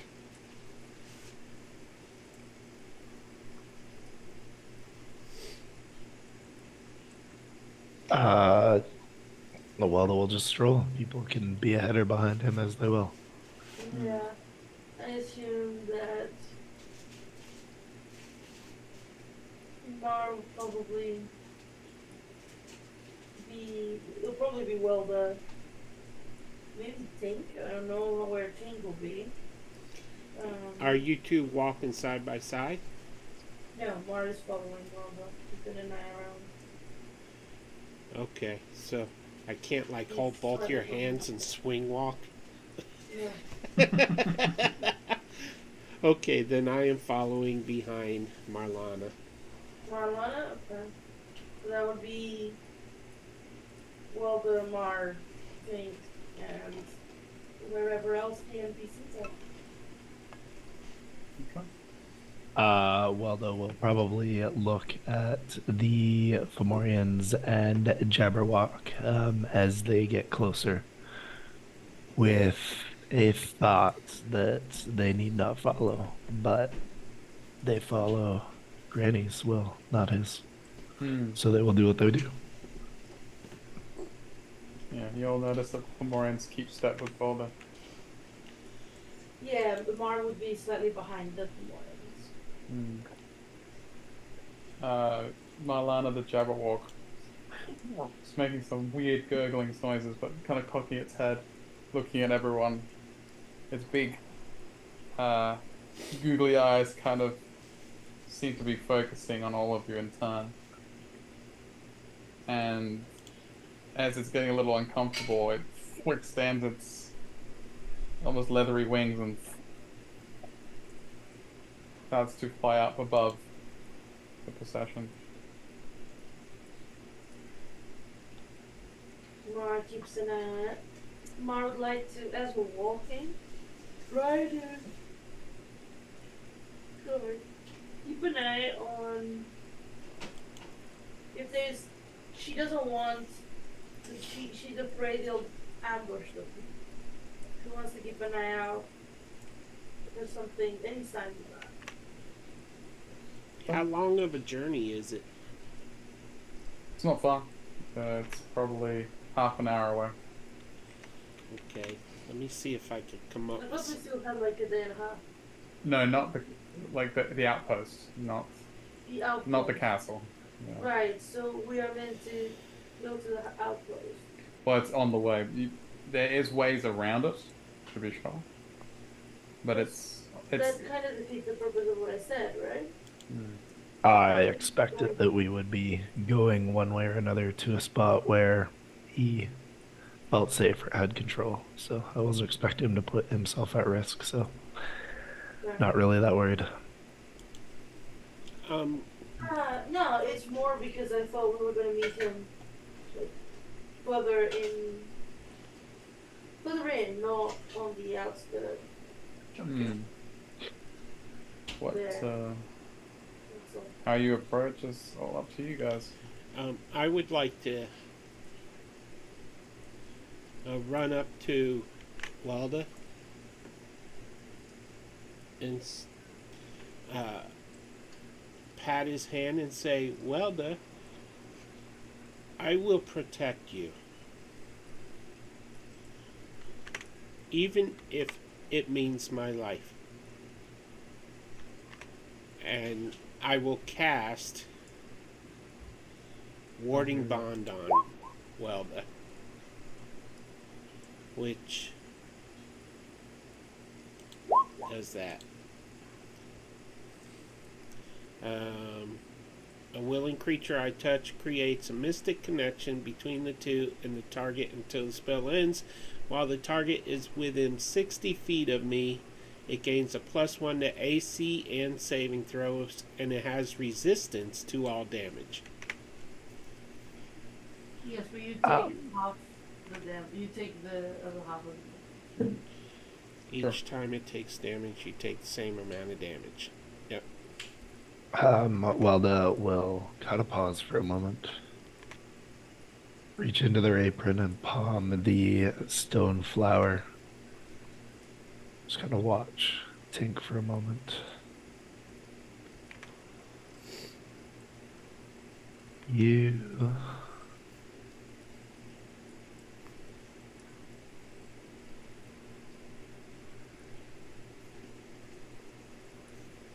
should take care of yourself for now. Would I suggest you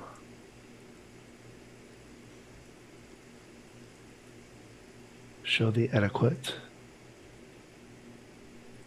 of a great dragon, or you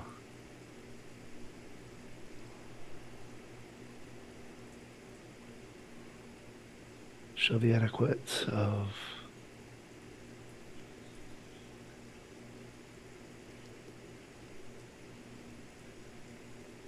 what you are.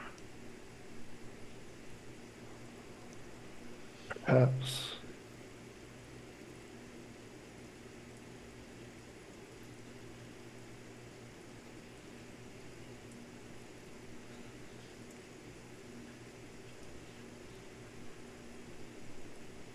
you might have the opportunity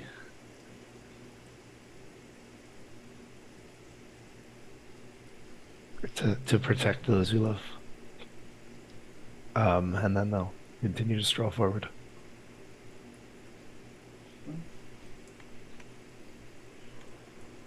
Okay. There's some more in entourage. Tink will Goes go following. back to his position. Okay.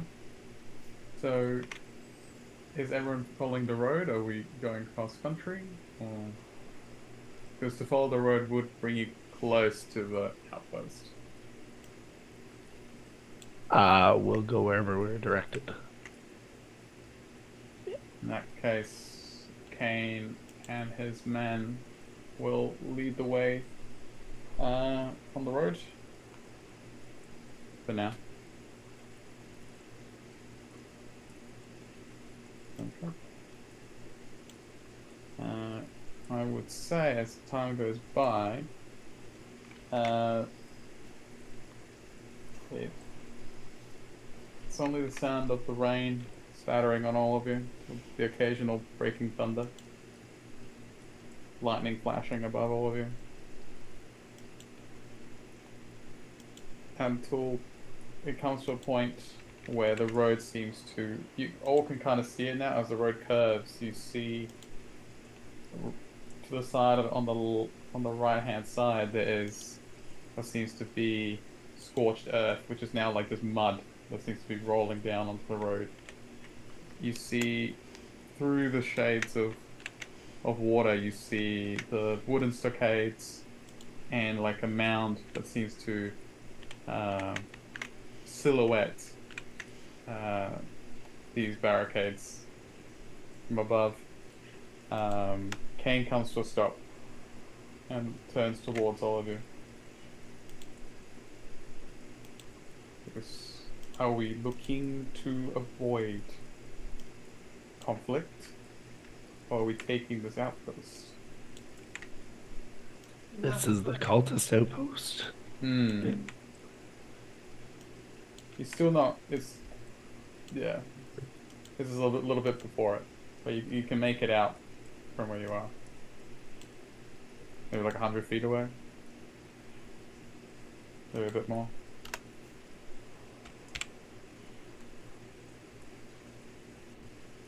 I can take us through. It looks towards the desolate like countryside. I can take you around, but it might take longer to get to the castle. It's up to you. Didn't we get like a letter from the Emperor? He looks at you. He goes, "You did, of sorts, but it doesn't stipulate whether all cultists will allow you free pass to these lands."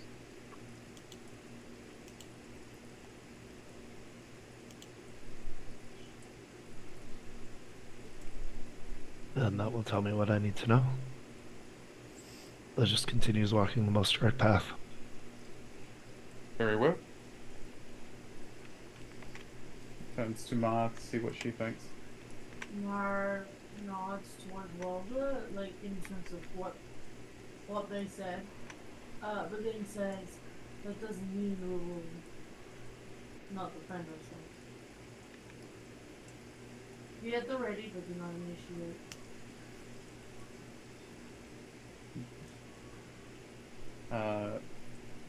Kane signals. Ma, you said if he could provide some sort of support, he signals his men and they kind of veer off the path, seeming to be trying to circle around the perimeter of this camp. Yes, but I did say do not initiate. Correct.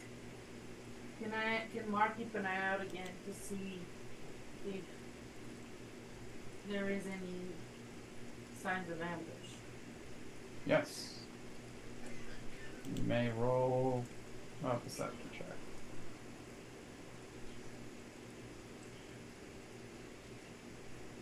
Fine. Decent.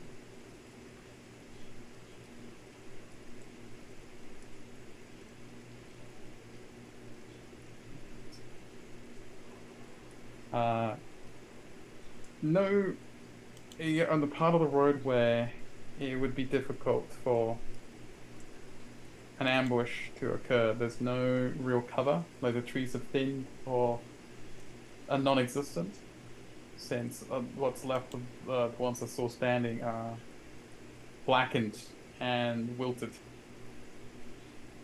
Uh, no signs of an potential ambush. No signs. Not as far as you can see. Yep. We'll continue. Still with an eye out. Wary. You see where this leads?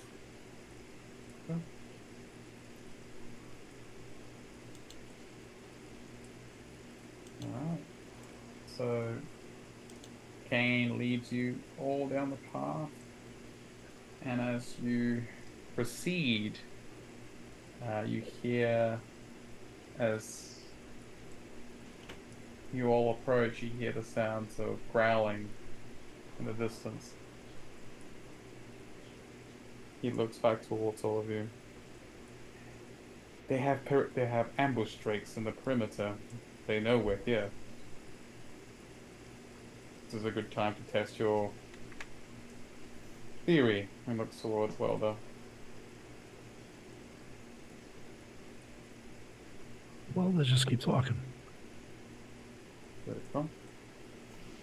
Cameron keeps walking as well. Valorian and Elwyn form up next to Mara as you all approach the camp. And as you get closer, you see the outlines of these quadruped creatures approaching through the rain until Mar and anyone with a decent enough perception sees two ambush drakes. This quadruped draconic guard dogs of sorts, kind of stalking forward like wolves. Their black scales glistening in the rain.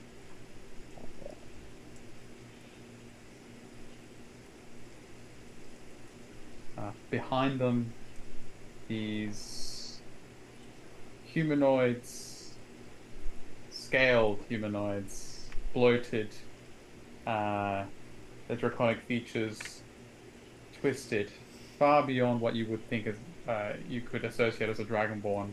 Seem to be all like following these drakes.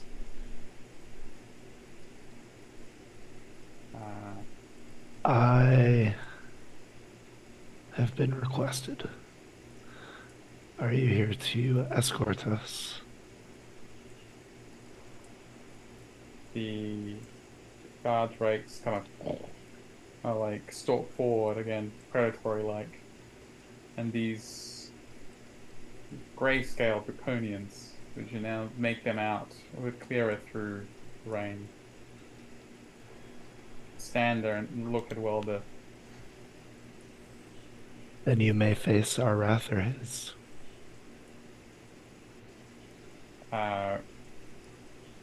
As they stop and stare, there's another figure, two figures stalk out of the rain, followed by this massive hulking silhouette behind them.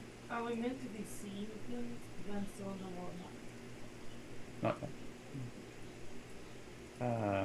You see a wide-haired cultist approach. Next to him, another draconian with a blackened, gnarled staff. Both of these are overshadowed by a very familiar, grotesque, not a dragon, but something that resembles and a very poor attempt at mimicking a dragon. You recognize through the rain under the lightning flashes, you see this green-scaled hulking creature with leathery green wings and sickly green scales. And now I will switch the map to what you guys see. And they stand there and look at the procession.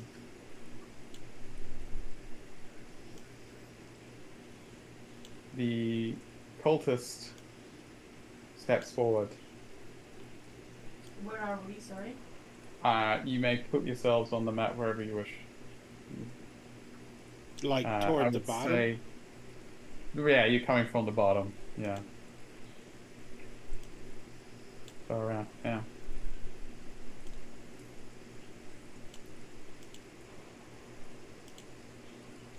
The cultist steps forward and with all eloquence says, "Welcome to our outpost. You have immaculate timing." Looks towards Welder and everyone else. I can't drag my token onto the map. Oh, I shall help you with that. I hear you come to prostrate yourself before the cult and the Dragon Emperor. I am waiting. He kind of looks between all of it.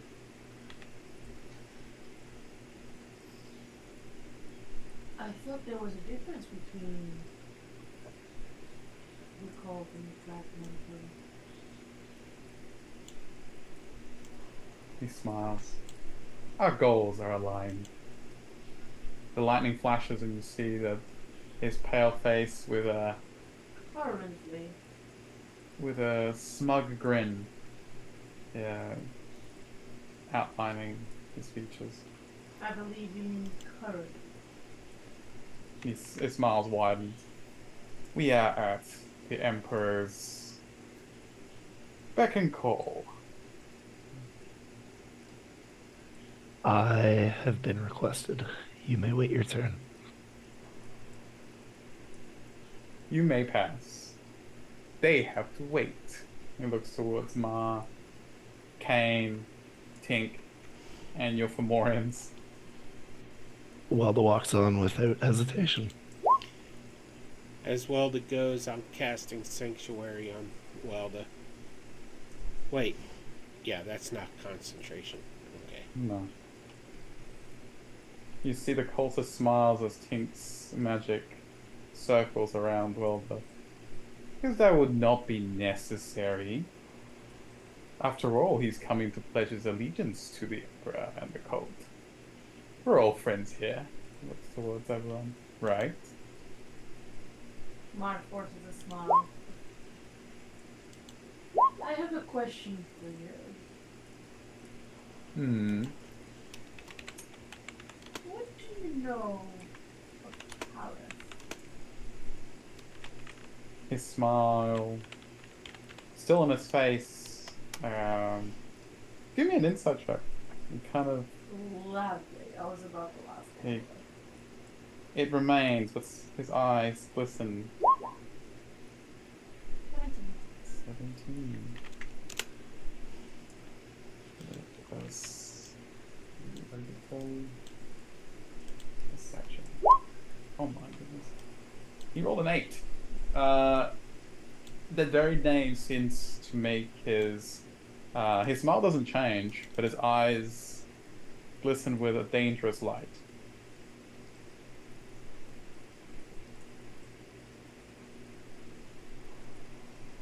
I believe all will be revealed as soon as your friend here pledges his allegiance. Looks towards you, Ma. Talus is expecting you too. Ma Lana. His smile widens again.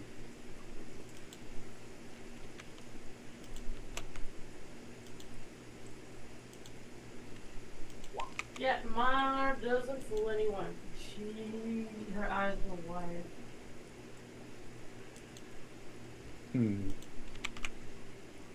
Where? Looks to as well that I assumed you kept walking. Welda's going to wherever the Emperor is. Well, You're not obstructed. Your Fomorians follow.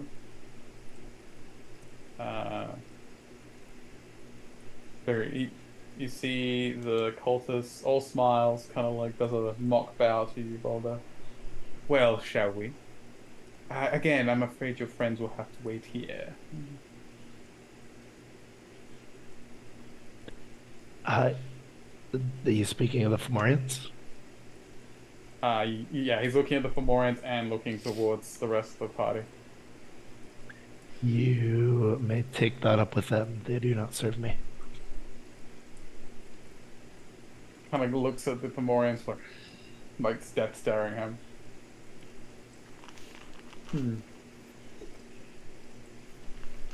Very well. But the rest of you, sit tight. Enjoy our hospitality. And he gestures for Welder to walk alongside him. Well, that just keeps going. They can choose to keep pace or not. Follows. The cultist turns with Welder and seems to be walking off.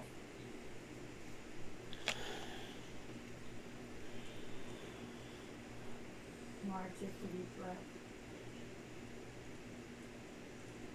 Says a prayer under her breath and watches all the go, I guess. And as Welder proceeds, you notice that the Draconians and the Drakes kind of form like a wall, and that the abomination that was hovering above the cultist flaps its wings and briefly takes off and lands in front of where Welder and the cultists seem to be going deeper into the camp, up the hill. And they stand there like, with death stares and just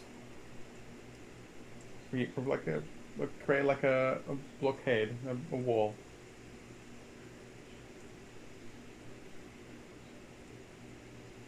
And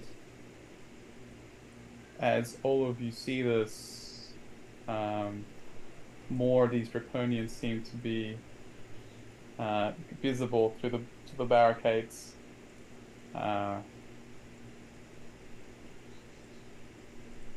And as the thunder claps, all of you hear the sound of wings up in the air.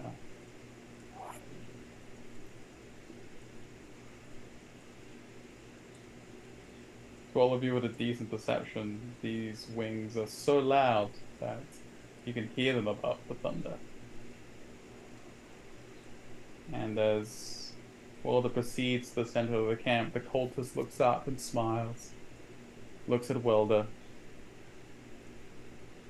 Well, I hope you have a good pledge.